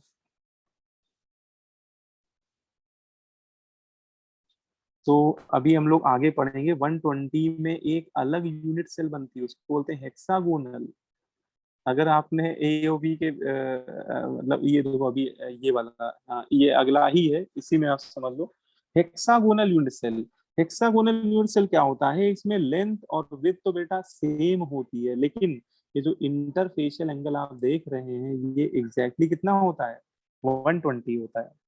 ठीक है, और इसे एक डिफरेंट यूनिट सेल कंसीडर किया गया है। और बोला ये जाता है कि अगर एक ये रेगुलर हेक्सागोन है, अगर ये जो डायग्राम बना हुआ है वैसे दिख रेगुलर कम रहा है, इतना अच्छा नहीं बन पाया है हेक्सागोन, लेकिन फिर भी मान लो कि रेगुलर हेक्सागोन, तो एक रेगुलर हेक्सागोन तीन रोम्बस से मिलके बना होता है। देखो, जैसे एक मैंने ये शेड अलग हो दिया, ये देखो दिख रहा है रोम्बस, और भैया देखो ये एंगल कितना होगा इसमें, 60, ये कितना होगा 120, इसके सामने वाला 120, ये वाला 60। इसीलिए वो 60 और 90 को क्या कर रहा है, मना कर रहा है। क्योंकि अगर आप खुद ही सोचो बेटा कि अगर 60 और 120 ले लिया तो फिर हेक्सागोन टाइप की यूनिट सेल डिफाइंड ही नहीं होगी। फिर हेक्सागोन में भी तीन रोम्बस डिफाइंड हो जाएंगे ना।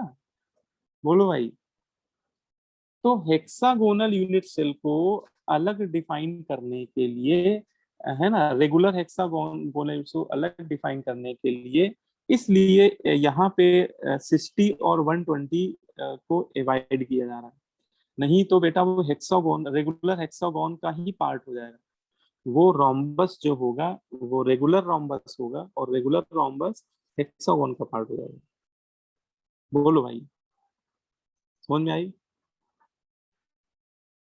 Yes sir. और यस लास्ट जो होती है वो पैरेललोग्राम होती है। पैरेललोग्राम में देखो एओबी ये भी साइड एक्सियल लेंथ भी इक्वल नहीं होती और एंगल भी 90 के बराबर नहीं होता है पैरेललोग्राम में, ठीक है। तो टोटल 5 कितनी टाइप की हो गई? अगर आपसे कोई पूछे भैया बताओ 2 डायमेंशनल यूनिट सेल कितने टाइप की होती है ना, क्योंकि वो ऑब्जेक्टिव में कई बार बहुत सिंपल सिंपल क्वेश्चन भी पूछे आते हैं। 2 डायमेंशनल यूनिट सेल 5 टाइप की होती है। कितने टाइप की होती है? 5 टाइप की। या फिर आपसे वो क्वेश्चन बिल्कुल सीधे शब्दों में नहीं पूछेगा, वो पूछेगा बताओ number of Bravais lattice in 2 dimensional unit cell, number of Bravais lattice पूछेगा।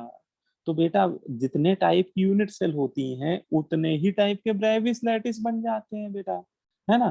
तो क्योंकि ये जितने भी पैकिंग पढ़ रहे हैं उसमें एटम जो पैक्ड होंगे वो केवल कॉर्नर पे पैक्ड होंगे। कॉर्नर मतलब उस ज्योमेट्री में जितने कॉर्नर है वहीं पे एटम पैक्ड होंगे।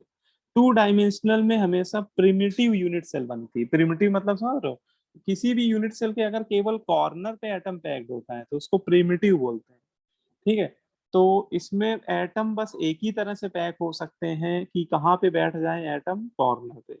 तो इसका मतलब कि देखो जितने टाइप की यूनिट सेल है उतने ही टाइप की क्या बनेगी, ब्रेविस लैटिस, ठीक है। क्योंकि सभी में एटम अगर हम लोग बैठा लेंगे तो कहाँ बैठा लेंगे, कॉर्नर पे बैठा लेंगे।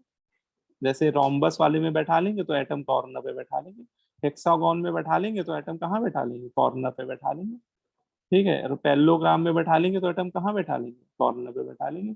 तो बेटा टोटल 5 टाइप के ही ब्रेविस लैटिस बनते हैं। ये चाहो तो नोट कर लो, शायद मैंने लिखा नहीं है, हो सकता है आगे लिखा होगा कहीं, लिख लो number of Bravais lattice. Bravais किसका नाम था?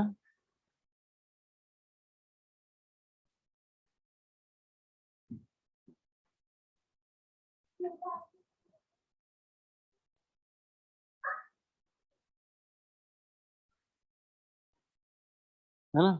ये ब्रेविस जो थे ये साइंटिस्ट थे, बहुत फेमस साइंटिस्ट थे।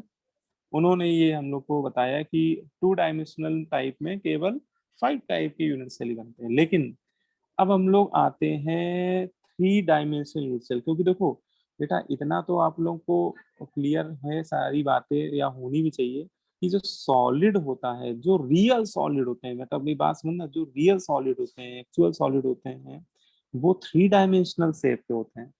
आपके आप अपने रूम में चारों तरफ नजर घुमाइए, किसी भी सॉलिड को देखिए, आप देखोगे वो 3 डायमेंशनल होगा, ठीक है।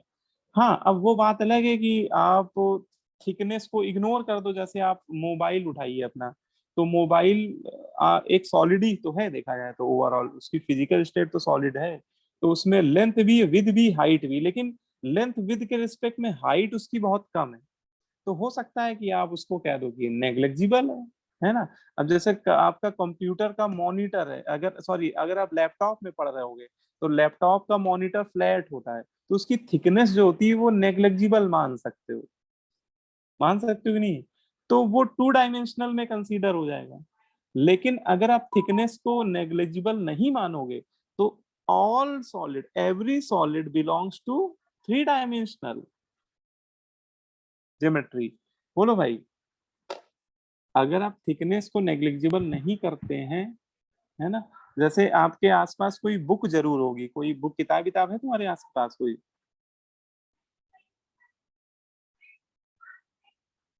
Yes, sir. है ना। तो चलो मैं कैमरा ऑन करके किताब दिखाता हूँ आपको, कि जैसे ये एक किताब है, ये बुक है, ये दिख रहा है क्या लिखा हुआ है इसमें? Advance organic Advanced chemistry organic. की बुक है। ठीक है। अब देखो, अब ये है तो सॉलिड ही ना। अब इसमें देखो ये लेंथ हो गई, ठीक है, ये विद हो गई, और ये क्या है, ये हाइट हो गई। अब इस हाइट को नेग्लेक्जिबल तो नहीं कह सकते, इतनी कम हाइट थोड़ी ना इसकी नेग्लेक्जिबल बोल रहे हैं। तो ये जो बुक है ये एक 3 डायमेंशनल ज्योमेट्री लिए हुए है। या कोई भी मोटी बुक ले लोगे, अब तुम कहोगे सर रेजोनेंस की सीट है वो बहुत पतली है। हाँ तो रेजोनेंस की सीट को 2 डायमेंशनल मान लो, रेजोनेंस की सीट को 2 डायमेंशनल मान लो। लेकिन जो आपकी जैसे स्कूल बुक है ना, मोटी तगड़ी है वो, तो उसमें उसकी थिकनेस को थोड़ी ना इग्नोर करेंगे हम लोग, बोलो भाई। तो इन जनरल बोला जाए तो आप देखोगे कि सॉलिड सभी क्या होते हैं, 3 डायमेंशनल होते हैं। हाँ, कुछ में थिकनेस इतनी कम होती है, हाइट इतनी कम होती है कि उसको इग्नोर कर देते हैं। तो इग्नोर कर देंगे तो वो सॉलिड कैसा दिखेगा, 2 डायमेंशनल। अब हम लोग आते हैं कि भैया 3 डायमेंशनल सॉलिड कितने टाइप के होते हैं। तो ये 7 नाम आपको दिख रहे हैं, है ना। 7 यूनिट सेल होती है 3 डायमेंशनल में। कितने यूनिट सेल होती है बेटा, 7 क्रिस्टल सिस्टम होते हैं, है ना। अच्छा, ये नाम याद करना है तो कैसे याद करें, देखो याद करने का मैं निमोनिक बताता हूँ कुल। ये याद कर लो, कटरो HMT, कटरो HMT, कटरो HMT। कटरो HMT का क्या मतलब है? अरे देखो, ये बस निमोनिक है, याद करने का तरीका है। कटरो, इसको ऐसे समझ लो जैसे आप लोग कभी वैष्णो देवी की यात्रा करने गए होंगे। तो वैष्णो देवी में यात्रा कहाँ से शुरू होती है, कटरा से स्टार्ट होती है। कभी गए हो आप लोग, नहीं गए हो? Yes, sir. अगर गए होगे तो पता होगा। तो कटरो, कटरो से आप कटरा से कटरो याद कर लो, कटरो। HMT, HMT की घड़ियां आती थी, आजकल आती नहीं आती मुझे पता नहीं, लेकिन HMT की घड़ियां बहुत फेमस हुआ करती थी किसी जमाने में। तो कटरो HMT, क्या याद करना है निमोनिक, कटरो HMT। अब देखो, अब इसमें C for cubic, C for क्या है, क्यूबिक है। T फॉर क्या है, टेट्रागोनल, है ना। आप देखते जाओ, अभी अभी 5 मिनट में पूरा याद करा दूंगा मैं। Cubic, tetragonal, रोम्बोहाइड्रल, रोम्बोहाइड्रल, orthorhombic, H for hexagonal, M for monoclinic, T for triclinic. Last में डॉक्टर जी का क्लिनिक आएगा, ठीक है। तो ये कितनी है, 7 यूनिट सेल। कितनी हो गई ये बेटा, 7 यूनिट सेल। ये इनके 3 डायमेंशनल डायग्राम बने हुए हैं, ये एनसीईआरटी के diagram, cubic, tetragonal, orthorhombic, monoclinic. अब देखो, इनमें आप अगर ध्यान से देखो तो इनमें लेंथ भी है बेटा। लेंथ 3 डायमेंशन यूनिट सेल की लेंथ को स्मॉल a से रिप्रेजेंट करते हैं। इसमें विद भी है, बी, है ना। और बेटा इसमें हाइट भी है, हाइट भी है ना, C। तो बेटा अगर हम लोग अब इसके एक्सियल लेंथ, एक्सियल पैरामीटर की बात करें, तो एक्सियल लेंथ में A भी है और B भी है और C भी है। लेकिन जो क्यूबिक होता है, अच्छा ये तो आप लोग बचपन से पढ़ते आ रहे हो, क्यूब में लेंथ विद हाइट तीनों साइड क्या होती है, बराबर होती है कि नहीं होती? भाई जितनी A है उतनी B उतनी C है, ठीक है। मतलब क्यूबिक यूनिट सेल में क्या रिलेशन होगा, ABC में क्या रिलेशन होगा, A = B = C, ये तीनों क्या होंगी, बराबर होंगी, ठीक है। अच्छा, दूसरी बात बोलते हैं कि क्यूबिक यूनिट सेल में जो एंगल्स होते हैं, आप लेंथ और विद के बीच में देख लो एंगल, ये भी 90 है ना। विद और हाइट के बीच में 90, ये सारे एंगल देखो आपको 90 दिख रहे हैं, दिख रहे हैं, है ना। और ऐसा इसलिए है क्योंकि जो क्यूब में एक्सियल लेंथ है, वो सारी जो साइड होती है बेटा वो एक्सिस के अलोंग ही होती है ना। इसमें एक मान लो एक्स एक्सिस, एक मान लो वाई एक्सिस, एक मान लो ये जेड एक्सिस। तो ये सारी जो इसकी साइड है वो एक्सिस के ही क्या है, अलोंग लाई कर रही है, ठीक है। इसलिए सारे एंगल क्या होते हैं, अल्फा बीटा गामा क्या होते हैं, 90 होते हैं, बोलो भाई। अल्फा बीटा गामा सारे क्या हो गए, 90 हो गए, बोलो भाई। ये क्यूब तो मेरे ख्याल से इसमें तो कोई दिक्कत होनी नहीं चाहिए, सबसे सिंपलेस्ट यूनिट सेल होता है। समझ में आ रहा है? Yes, sir. Yes, sir. अच्छा, अब देखो, आपको कुछ ज्योमेट्री बनानी भी आनी चाहिए, बनानी मतलब ऑन पेपर आपको थोड़ा डायग्राम बनाने भी आने चाहिए, थोड़ा सा ज्योमेट्री ड्रॉ करनी भी आनी चाहिए। जैसे आपको बोला जाए कि आपको क्यूब बनाना है, क्यूब बनाने का देखो, क्यूब एक 3 डायमेंशनल ज्योमेट्री है। वो कोई भी 3 डायमेंशनल ज्योमेट्री 2 डायमेंशनल ज्योमेट्री से ही बनती है। तो जैसे आप क्या करो, कॉपी में एक स्क्वायर बनाओ, क्या बनाओ, स्क्वायर, ठीक है, ये बन गया स्क्वायर। अब स्क्वायर के अंदर एक और स्क्वायर बना दो, है ना, उस स्क्वायर का 1/4 एरिया ऑक्युपाई कराते हुए एक दूसरा स्क्वायर बना दो, है ना, बन गए। अब इन स्क्वायर के जो कॉर्नर है आपस में ज्वाइन कर दो, इन स्क्वायर के कॉर्नर आप दो, बन गया, क्यूब बन गया, है ना। अब इसको आप ए बोल दो, इसको आप बी बोल दो, इसको आप सी बोल दो। तो क्यूबिक यूनिट सेल के लिए बोलते हैं कि ए बी सी तीनों क्या होते हैं, इक्वल। और एंगल अगर बोला जाए तो एंगल में ध्यान रखना कि बेटा एक्स एक्सिस और वाई एक्सिस के बीच के एंगल को हम लोगों ने क्या बोला था, गामा, ठीक है। एनसीईआरटी ऐसा लिखती है।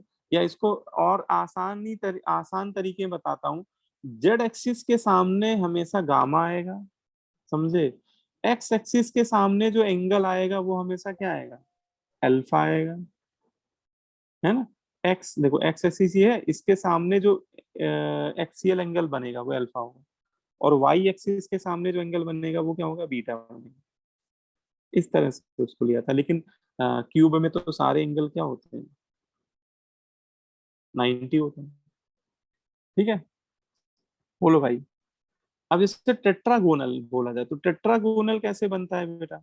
तो टेट्रागोनल बनाना है तो एक रेक्टेंगल बनाओ, एक क्या बनाओ, रेक्टेंगल। रेक्टेंगल तो सबको बनाना आता ही है।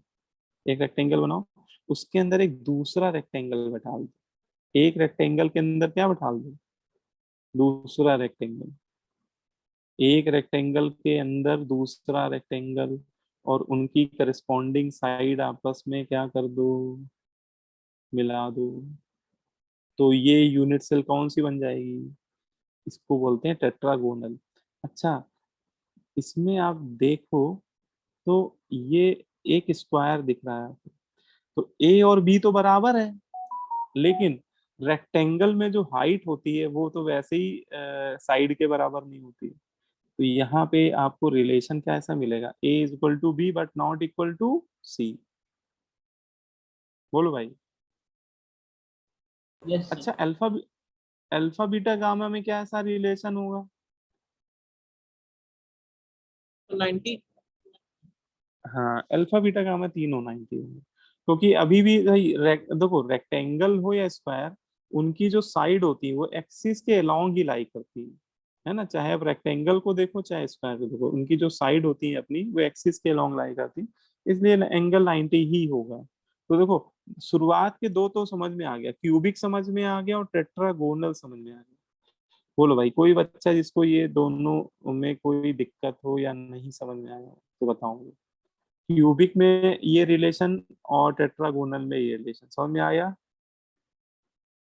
Yes, sir. Yes, sir. है ना। Yes, sir. अच्छा, अब आपको बस एक ज्योमेट्री और बनानी आनी चाहिए, हेक्सागोनल।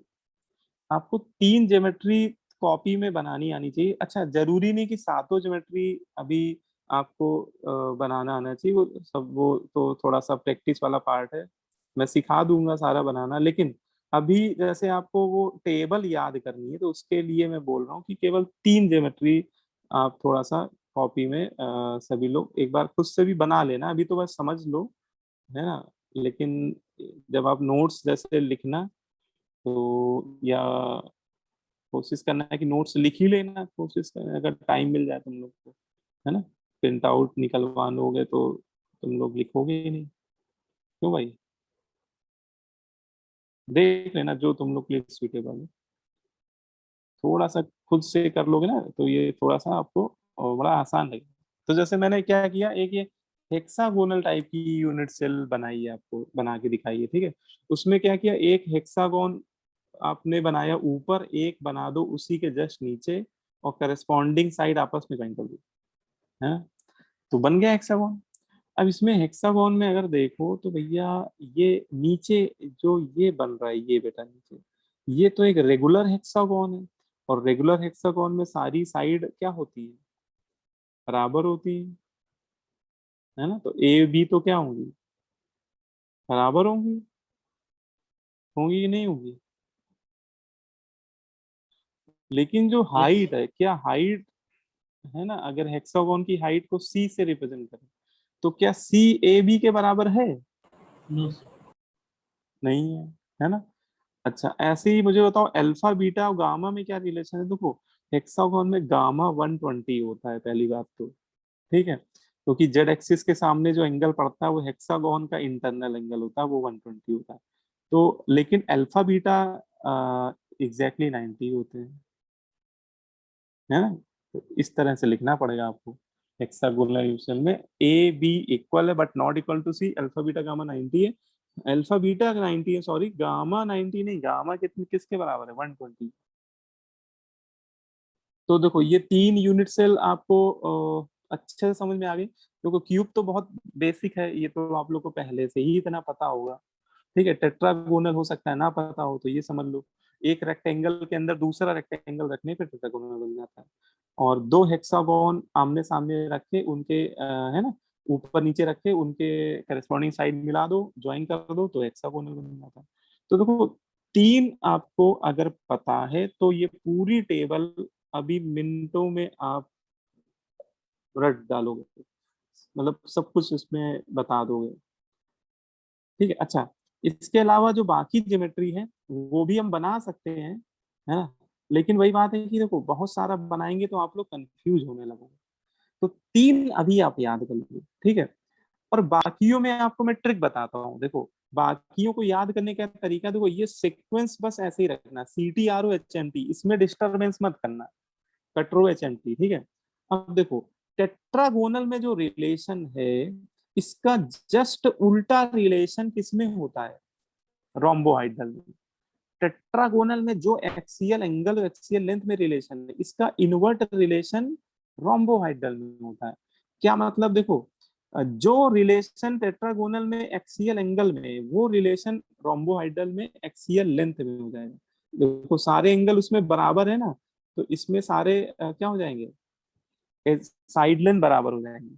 और इसमें क्या है कि एक साइड डिस्टर्ब हो रही है, तो इसमें क्या होगा? अल्फा बीटा गामा, मतलब एक जगह कट्टा लग रहा है, ऐसे समझो एक जगह कट्टा लग रहा है, तो इसमें भी एक जगह कट्टा लगेगा, और वो यहाँ पे लास्ट में कट्टा लगाना। ध्यान रखना कि अल्फा बीटा गामा आपस में बराबर है, लेकिन इनमें से कोई 90 के बराबर नहीं होता है। अल्फा बीटा गामा आपस में इक्वल है, लेकिन इनमें कोई 90 के इक्वल नहीं होता है ना? किसमें? रोम्बोहाइड्रल। बोलो भाई, ये जी बात समझ में आई है ना? थोड़ा सा आपको रिलेट करना है, कहने का मतलब भाई टेट्रागोनल अगर याद हो गया तो उसका इन्वर्ट करने पे रोम्बोहाइड्रल बन जाएगा। अब बची 3 यूनिट सेल, कौन सी? Orthorhombic, monoclinic, triclinic. अब देखो इन तीनों में एक सिमिलरिटी देखने को मिलती है, इन तीनों में एक सिमिलरिटी देखने को मिलती है। सिमिलरिटी क्या है कि इन तीनों यूनिट सेल में कोई भी एज लेंथ बराबर नहीं, all edge length are unequal. क्या करो? आप सारी एज लेंथ अनइक्वल कर दो। A is not equal to B, not equal to C, है ना? A is not equal to B, not equal to C, ये ऑर्थोरोम्बिक में भी है। A is not equal to, not equal to B, ये monoclinic में भी है, और यही कहानी ट्राइक्लिनिक में, है ना? अच्छा, ये तो सिमिलरिटी हो गई, तो अच्छा डिफरेंस क्या है? डिफरेंस है इनके एक्सियल एंगल में। एक्सियल एंगल में देखो ऑर्थोरोम्बिक में अल्फा बीटा गामा तीनों बराबर होते हैं और 90 के ही इक्वल होते हैं, है ना? बोलो भाई, अल्फा बीटा गामा बराबर होते हैं और किसके बराबर होते हैं?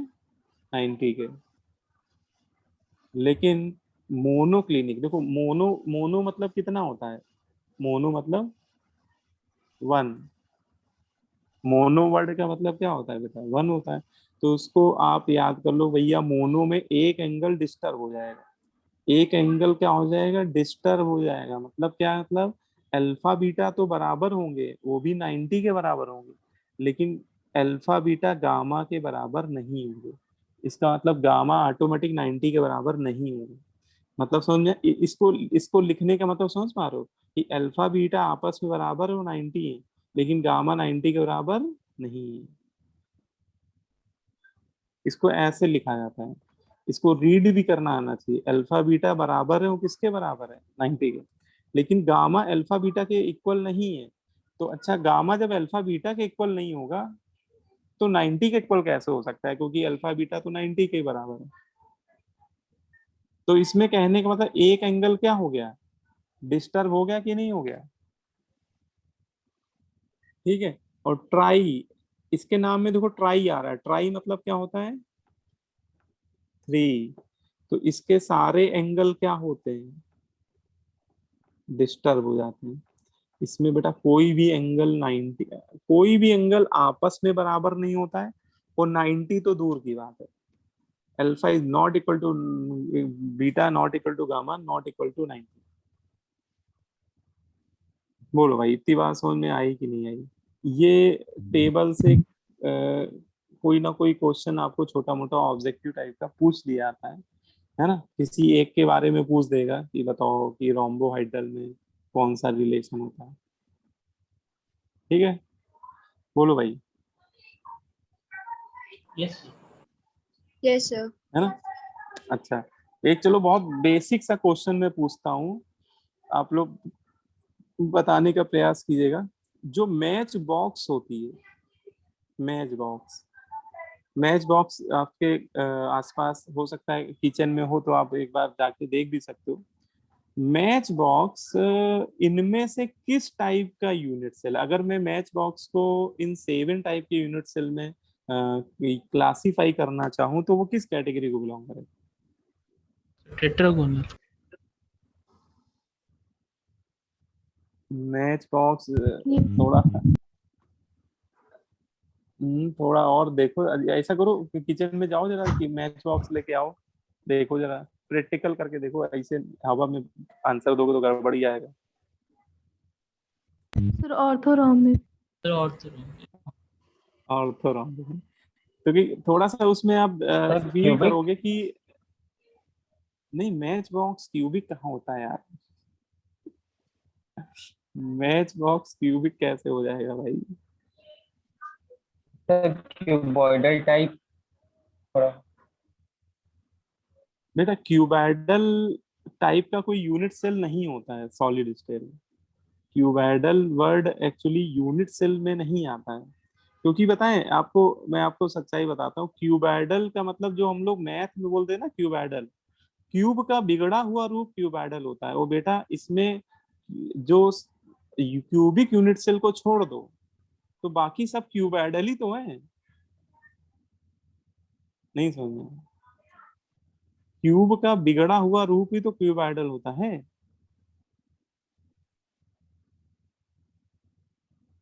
तो यस सर। इसमें अगर क्यूबिक वाले को छोड़ दो बाकी सब क्यूबैडल ही है। तो यूनिट सेल में जो देखा जाए 7 यूनिट सेल बनी है, उसमें एक क्यूब है, वो बाकी 6 क्यूबाइडल है।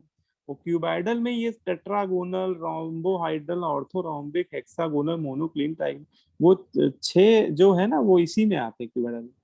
अब देखो मैच बॉक्स, अगर आप किचन में जाके देखो अभी, है ना, तो आप देखोगे कि ये अगर ए है और ये बी है और ये सी है, इसमें कोई भी इक्वल नहीं पाओगे, है ना। All are unequal, a is not equal to B, not equal c. लेकिन अल्फा बीटा गामा सारे क्या होंगे, 90। ठीक है। तो आप कह सकते हो कि match box is example of कौन सा यूनिट सेल, Orthogonal. ऑर्थोरॉम्बिक। ऑर्थोरोम्बिक है।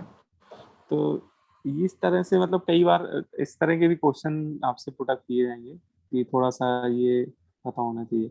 अब देखो इसमें हम लोग सबसे पहले 2 डायमेंशनल यूनिट सेल में क्योंकि देखो 3 डायमेंशनल यूनिट सेल को समझने से पहले अगर हम लोग 2D डायग्राम को थोड़ा समझ लेंगे तो 3D डायग्राम समझने में थोड़ी आसानी होगी। ठीक है।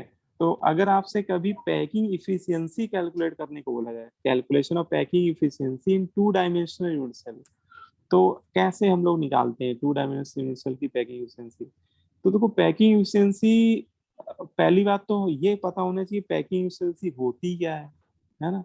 पैकिंग इफिशियंसी को कैसे डिफाइन करते हैं। तो उसको आप ऐसे समझ लो कि किसी भी सॉलिड में जो एटम होते हैं, एटम को बेटा हम लोग 3 डायमेंशनल सॉलिड में स्फेरिकल शेप का मानते हैं। एटम को कैसा मानते हैं? स्फेरिकल शेप का मानते हैं, ठीक है। अगर लेकिन 2 डायमेंशनल सॉलिड है, तो 2 डायमेंशनल सॉलिड में एटम को स्फेरिकल नहीं मान सकते, एटम को कैसा मानना पड़ेगा? सर्कुलर मानना पड़ेगा। या एटम को आप डिसेस मान सकते हो, है ना, कोई डिस्क मान लो आप, ठीक है। तो अगर कोई 2 डायमेंशनल, अभी देखो हम लोग बात कर रहे हैं 2 डायमेंशनल सॉलिड, तो 2 डायमेंशनल सॉलिड की जो पैकिंग इफिशियंसी होती है, तो बोलते हैं कि उसमें यूनिट सेल के एरिया, जो भी इसमें यूनिट सेल है, तो यूनिट सेल के एरिया के रिस्पेक्ट में एटम कितना एरिया ऑक्युपाई कर रहे हैं, अगर हम लोग ये परसेंटेज भी निकाल लें तो वही हमारी क्या हो जाएगी? पैकिंग इफिशियंसी, ठीक है। पैकिंग एफिशिएंसी के फॉर्मूला लिखा हुआ है, packing efficiency equal to area occupy by net atoms divided by area of unit cell into 100, ठीक है। लेकिन जैसे ही हम लोग 3 डायमेंशनल की बात करेंगे, तो जहां पे मैं एरिया बोल रहा हूँ ना, वहां पे हम लोग को क्या लेना पड़ेगा? वॉल्यूम, क्योंकि एटम फिर वहां पे सर्कुलर थोड़ी ना रहेंगे, फिर एटम स्फेरिकल हो जाएंगे, और स्फीयर का तो वॉल्यूम डिफाइंड होता है ना बेटा। बोलो भाई। अब जैसे एक एग्जांपल ये मैंने लिया है, एक आपको ये डायग्राम दिखाया गया है, ये इस तरह का एक यूनिट सेल दिखाई गई है। ये यूनिट सेल आप समझ पा रहे हो कि स्क्वायर यूनिट सेल है, ठीक है। और इसमें हर एक कॉर्नर पे एक एक एटम बैठा दिया गया है, ये 4 एटम बैठा दिए गए इसके कॉर्नर पे अरेंज है। और आपसे कह रहा है calculate the packing efficiency, short में पैकिंग इनको पी डॉट ई भी लिख दिया था, calculate the packing efficiency of 2 dimensional unit cell, है ना। ये जो 2 डायमेंशनल यूनिट सेल है, ये जो स्क्वायर यूनिट सेल है, इसकी पैकिंग एफिशिएंसी निकालनी है। तो हम लोग क्या करेंगे? देखो यही फॉर्मूला लगा देंगे पैकिंग एफिशिएंसी का। पैकिंग एफिशिएंसी क्या हो जाएगा? Area occupy by atom divide by area of unit cell into 100, ठीक है। अब देखो यूनिट सेल यहाँ पे कैसी है, क्यों बताओ।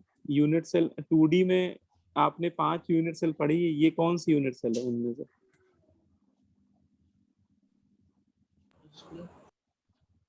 है ना, ये तो स्क्वायर है ना। ये देखो, आप केवल इसको देखो, ये है यूनिट सेल, तो ये तो स्क्वायर है ना, 2D में तो स्क्वायर ही है। और यस सर। हमें डिनोमिनेटर में एरिया किसका लेना होता है? इस यूनिट सेल का एरिया लेना होता है, और एरिया यहाँ पे हमें एरिया स्क्वायर का ले लेंगे, क्योंकि स्क्वायर यूनिट सेल है। तो स्क्वायर का एरिया क्या होता है? ए स्क्वायर होता है ना, ए इंटू ए। अगर उसकी एज लेंथ को स्मॉल ए से मैं लिख रहा हूँ यहाँ पे, तो हो जाएगा वो ए स्क्वायर, ठीक है। अब मुझे ये देखना है कि ये जो स्क्वायर यूनिट सेल आप देख रहे हो, इसमें एटम कितना एरिया ऑक्युपाई कर रहे हैं। तो देखो ये जो ग्रीन कलर से शेड किया हुआ है मैंने, ये एक्चुअली वो एरिया है जो एटम ऑक्युपाई कर रहे हैं इस स्क्वायर यूनिट सेल का। इस स्क्वायर यूनिट सेल का ये एटम इतना एरिया ऑक्युपाई कर रहा है, ये वाला। दूसरा एटम भी इतना ही देखा जाए तो ये एरिया आपस में सब बराबर है, क्योंकि स्क्वायर में ये जो ये एरिया आएगा वो इक्वल ही आएगा, इक्वल कंट्रीब्यूशन होगा सबका, ठीक है। तो अगर ये मैं टोटल एरिया निकाल लूं और इसको न्यूमरेटर में ले लूं, तो हमारा क्वेश्चन सॉल्व हो जाएगा। तो हम लोग क्या करेंगे, किसी एक एटम के रिस्पेक्ट में ये निकालेंगे कि ये एरिया कितना आ रहा है। तो देखो, अगर इस एटम को देखो, किसी एक एटम को देख पकड़ लो आप, इसको देखो, तो इस एटम का रिस्पेक्ट में, इस एटम के एरिया के रिस्पेक्ट में ये एरिया इसका कितना पार्ट है, कितना फ्रैक्शन है? 1/4। 1/4। है ना, 1/4 है, बहुत बढ़िया, है ना। कभी भी 2D में देखना हो तो एंगल से पहचानो, एंगल से बहुत जल्दी पकड़ में आता है। देखो आप ऐसे सोचो कि एटम का जो 2D में नेट एंगल होता है वो 360 होता है, और 360, और यहाँ पे ये एंगल कितना बन रहा है? 90। तो ये कितना हो जाएगा? अच्छा उल्टा करो, 90 डिवाइड बाई 360, ठीक है। तो ये कितना हो जाएगा? 1/4 हो जाएगा। इसका मतलब एक एटम कितना एरिया ऑक्युपाई कर रहा है? 1/4, ठीक है। अपने एटम का, अपने एरिया का 1/4 ऑक्युपाई कर रहा है। अच्छा टोटल कितने एटम है? तो टोटल 1 2 3 4 एटम है, तो 1/4 इंटू 4 कर दें, तो ये हमें जेड मिल जाएगा। जेड मतलब effective number of atom per unit cell, मतलब इस यूनिट सेल के अंदर टोटल कितने एटम के बराबर एरिया आ रहा है। तो ये 1/4, इस कॉर्नर से भी 1/4, इस कॉर्नर से भी 1/4, इस कॉर्नर से, तो टोटल कितना हो गया 1/4 इंटू 4, तो वो एक एटम के बराबर आ रहा है। तो उसी को हम लोग जेड लिख देते हैं, है ना। जेड क्या होता है, ये देखो ये मैंने निकाला हुआ है। जेड होता है effective number of atom present unit cell, ठीक है। तो वो यहाँ पे इस ज्योमेट्री में 1 के बराबर आ रहा है। और इंटू क्या कर दें, z into pi r square, जितने भी एटम आ रहे हैं इंटू एक एटम के एरिया से मल्टीप्लाई कर दो, तो ये नेट एरिया हमें मिल जाएगा। ये वाला शेडेड वाला जो ग्रीन कलर से शेड किया हुआ। बोलो भाई। Yes, sir. है ना, समझ में आ रहा है बात। तो कितना हो जाएगा z into pi r square. अच्छा, फिर इसमें ए और आर में एक रिलेशन लिख सकते हैं। देखो ये पूरा ए है और ये आर है, तो ए बराबर क्या आ गया 2r आ गया। ए इक्वल टू क्या आ गया 2r, है ना। तो अगर हम लोग आर की वैल्यू ए के टर्म में सब्स्टिट्यूट कर दें, तो या आर ए की जगह 2r रख दो, सीधा सीधा ए की जगह 2r रख दो, तो ये कितना हो जाएगा 4r square. Are square cancel हो जाएगा, ये π/4 इंटू 100, और π/4 इंटू 100 निकालोगे तो ये इतना आ जाता है 78.5%। ठीक है, तो ये आपका फाइनल आंसर हो जाएगा इस क्वेश्चन का। ठीक है, तो ये कैसे कर रहे हैं हम लोग, ये थोड़ा सा आपको मतलब पता होना चाहिए, ये तरीका हम लोग को क्लियर होना चाहिए। अब देखो ये मैंने दो आपको होमवर्क के लिए दे रहा हूँ। ये एक अरेंजमेंट ये मैं दे रहा हूँ आपको, और एक अरेंजमेंट ये दे रहा हूँ। ये दोनों ही 2 डायमेंशनल यूनिट सेल हैं। ये हम लोग मान के चल रहे हैं, क्वेश्चन में ऐसा बोला गया है। इसको 3D मत मानिएगा, 2D मानिएगा। और पैकिंग एफिशिएंसी आपको निकालना है। इनके आंसर मैंने लिख दिए, एक बार ये आप ऐसे ही करिएगा जैसे आपने ये क्वेश्चन किया है ना, ये वाला सेम ऐसे ही इसको भी आपको अटेम्प्ट करना है। ठीक है, अभी मत करो, आप इसको एज ए होमवर्क करिएगा। और अगर कहीं कोई दिक्कत आए या कोई आंसर ना मैच करे तो नेक्स्ट क्लास में मुझे बताइएगा, मैं डिस्कस कर दूंगा। ठीक है, लेकिन एक बार आप खुद से जरूर करिएगा इसका और इसका। आपको ये जो यूनिट सेल है, जैसे इसमें स्क्वायर यूनिट सेल है, इसमें ये हेक्सागोन यूनिट सेल है, तो इसमें आपको पैकिंग इफिशियंसी बतानी है एटम्स की, कि इन यूनिट सेल के रिस्पेक्ट में एटम कितना % में एरिया ऑक्युपाई कर रहे हैं। ठीक है, बोलो भाई, Yes, sir. करोगे, कर पाओ? हैं? चलो, तो इसको करना आप लोग, है ना। अभी मैं इसको नहीं करने को दे रहा हूँ, आप आराम से करिएगा, थोड़ा टाइम लीजिएगा, 5-10 मिनट जो भी टाइम लगे निकालिएगा। अब देखो ये वाली टेबल अभी मैंने ऊपर आपको बनवा दी है ना। मैंने सातों यूनिट Yes, सेल sir. आपको बता दिए, है ना। और सबके रिलेशन बता दिए मैंने, एक्सियल लेंथ के रिलेशन। उसमें सबसे बढ़िया ट्रिक जो है मैंने आपको बता दी है कि पहले आप 3 याद कर लो, क्यूबिक वाला। क्यूबिक तो बचपन से याद ही है। टेट्रागोनल में ए बी बराबर है सी के बराबर नहीं है, अल्फा बीटा का 90 है। और हेक्सागोनल, हेक्सागोनल बिल्कुल यूनिक टाइप का है, तो याद रखने में कोई दिक्कत नहीं है। और बाकियों में आप टेट्रागोनल का रिवर्स कर दो तो रोम्बोहाइड्रल बन जाएगा। और बाकी बचे तीनों में एज लेंथ किसी की भी इक्वल नहीं है। हाँ, एंगल में देखो, ऑर्थोरोम्बिक में सारे एंगल बेटा 90 है। मोनोक्लिनिक में एक एंगल डिस्टर्ब हो जाएगा, और ट्राई क्लिनिक में तीनों एंगल डिस्टर्ब हो जाएंगे, है ना। Yes, sir.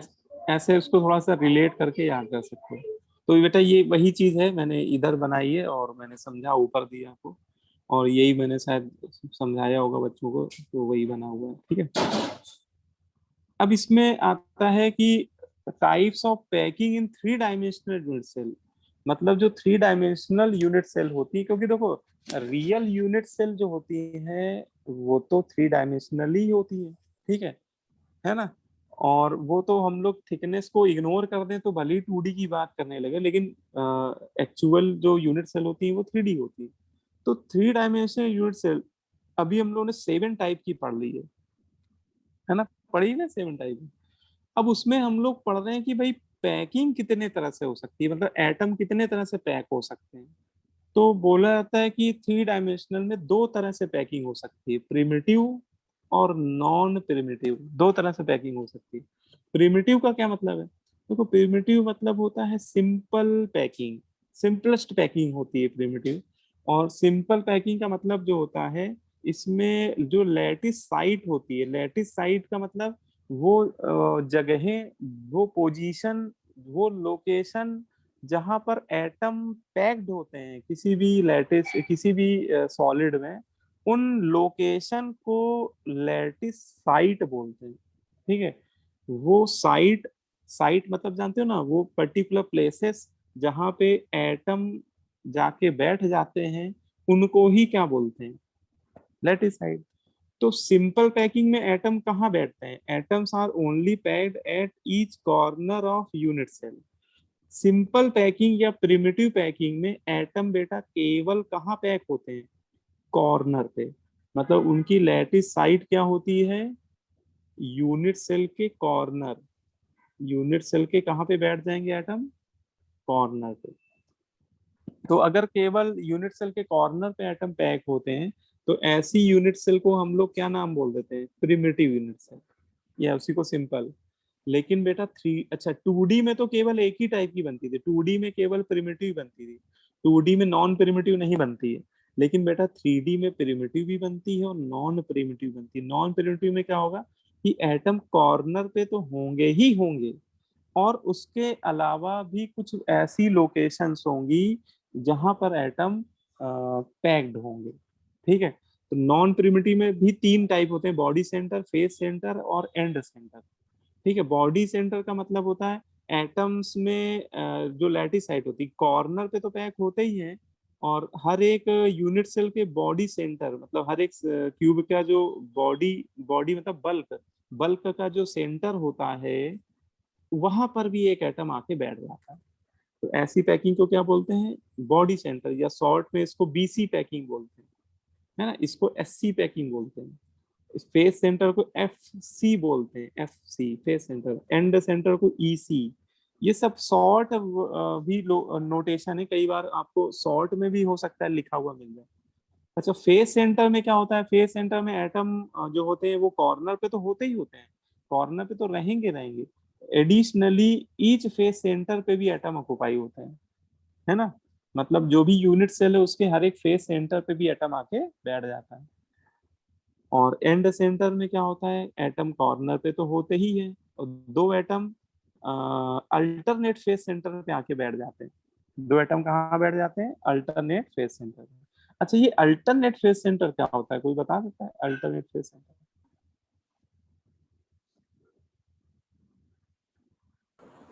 सर आमने सामने के। हाँ, गुड। अल्टरनेट वर्ड का मतलब जो यहाँ पे है, वो आमने सामने की जो दो फेस होती हैं, है ना। किसी भी 3 डायमेंशनल पैकेज, जैसे देखो आपने अभी 7 टाइप की यूनिट सेल पढ़ी, तो जैसे क्यूब में अल्टरनेट फेस सेंटर का मतलब ये है कि जैसे एक एटम आपने यहाँ पैक कर दिया है ना, तो इस फेस के सामने वाली फेस में दूसरा एटम पैक हो।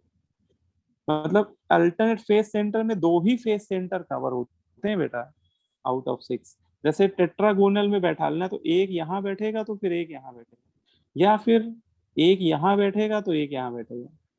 मतलब उन 6 फेसेस में कहीं दो जगह बैठा लो। जैसे हेक्सागोन में अल्टरनेट फेस सेंटर का मतलब क्या है कि एक अगर यहाँ बैठेगा तो दूसरा फिर सामने वाली जो हेक्सागोनल फेस है फिर यहाँ बैठेगा नीचे। ठीक है ना। Yes. तो ये कहने का मतलब है ना। तो ये भी एक ये भी नॉन प्रिमिटिव में आता है, तो इस तरह से होता है। अब देखो, अगर आपसे मैं पूछूं कि बताओ 3D में टोटल ब्रेविस लैटिस कितने बनेंगे, और आप नॉर्मल मैथमेटिक्स लगा दोगे, अगर जैसे आपने बोला कि 7 टाइप की यूनिट सेल होती है, अच्छा पैकिंग कितने टाइप की हो गई बच्चा बताओ? 1 2 3 4, टोटल पैकिंग कितने टाइप की हो गई? Sure. है ना। 3D में यूनिट सेल को पैक करने के 4 तरीके हो गए, और टोटल यूनिट सेल कितने हैं? 7।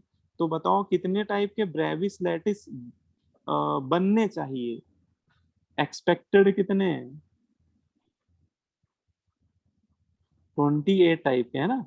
अगर हम लोग मोटा मोटा मैथमेटिक्स लगाएं कि भैया नेचर में 7 टाइप की यूनिट सेल होती है और 3 डायमेंशनल यूनिट सेल, और पैकिंग कितने टाइप की हो सकती है, पैकिंग 4 टाइप से हो सकती है।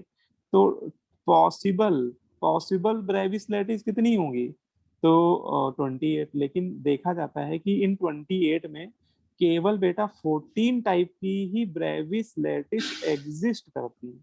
अच्छा, ये बात भी हम लोगों को ब्रेविस नाम के साइंटिस्ट ने ही बताया था कि केवल, वैसे पॉसिबल तो 28 कॉम्बिनेशन है, लेकिन नेचर में जितने भी क्रिस्टलाइन सॉलिड होते हैं बेटा, उनमें 14 टाइप के ही अरेंजमेंट पॉसिबल होते हैं। तो आपको ये याद रखना है कि केवल 50% अरेंजमेंट ही स्टेबल होते हैं, बाकी अनस्टेबल होते हैं। तो इसमें क्वेश्चन ये फिर बनता है कि इसका मतलब जो 7 टाइप की यूनिट सेल है, सब में 4 टाइप की यूनिट सेल नहीं बनती होगी, है ना। किसी में कोई बनती होगी, किसी में कोई मिसिंग भी होगी। तो किसमें कितने टाइप की बनती है, देखो ये मैंने यहाँ पे बनाया हुआ है, उसको सिंपल वे में आप याद कर सकते हो। जैसे आप वही कटरो HMT लिख डालो, उसी ऑर्डर में CT और HMT, है ना, उसी सीक्वेंस में लिख दिया है। और क्यूब में बेटा 3 टाइप की पैकिंग, आप इसमें बस इतना याद रखना, क्यूब में 3 टाइप की पैकिंग है। तो यहाँ 3 से शुरुआत करना है आपको, क्यूबिक से 3 लिखना है, फिर एक एक कम करते जाओ। टेट्रागोनल में 2 कर दो, रोम्बोहाइड्रल में 1। लेकिन अब 0 मत लिख देना, क्योंकि 0 मतलब फिर वो यूनिट सेल एग्जिस्ट ही नहीं करेगा। तो 1 के बाद वो मैक्सिमम 4 हो जाए, है ना, 1 के बाद मैक्सिमम 4।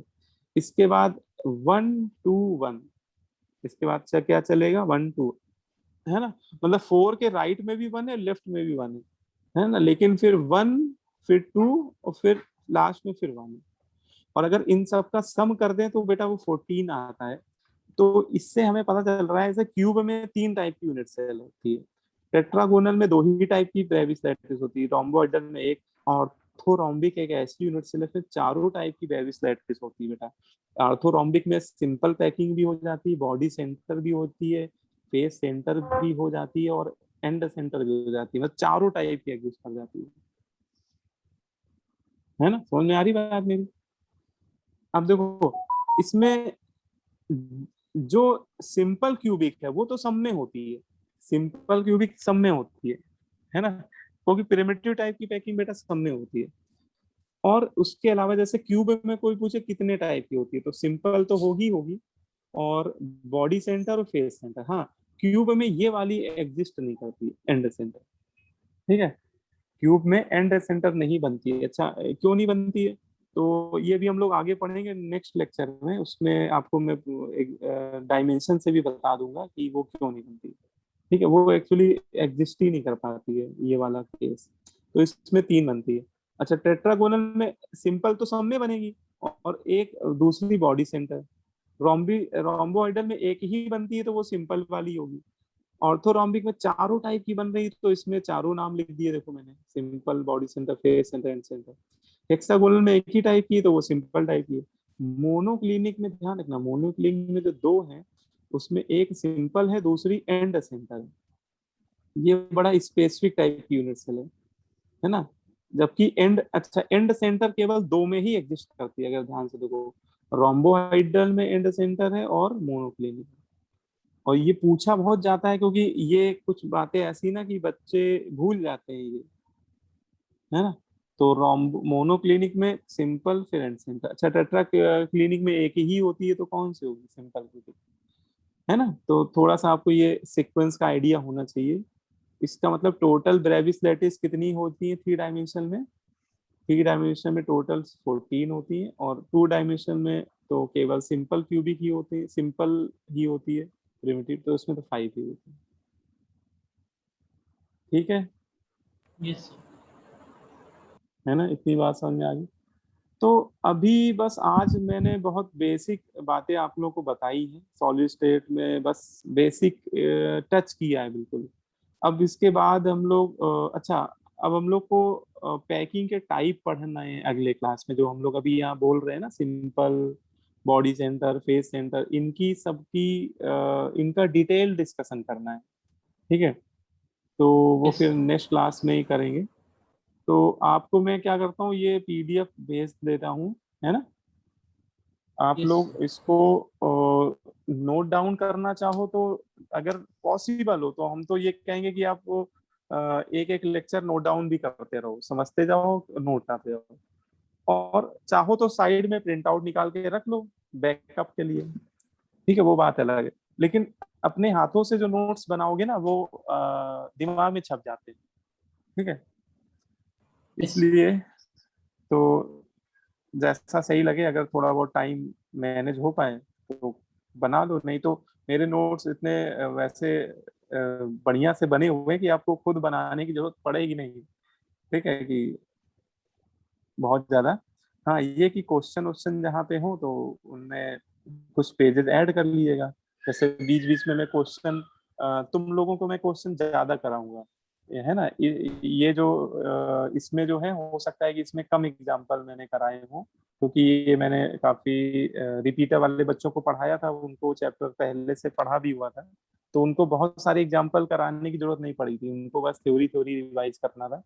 तो थ्योरी तो मैंने बहुत अच्छे से पढ़ाई, लेकिन न्यूमेरिकल उसमें हो सकता है कि जैसे 2 न्यूमेरिकल देने होंगे एग्जाम्पल, तो शायद मैंने एक ही एग्जाम्पल बताया होगा बच्चों को, लेकिन तुम लोगों को मैं न्यूमेरिकल खूब कराऊंगा। मेरा मन है कि ढेर सारे, मतलब बिल्कुल टॉपिक में कमांड होना चाहिए कि यार बिल्कुल ये हो कि यार बताओ सर कौन सा क्वेश्चन करना है, इस तरह का होना चाहिए, ठीक है।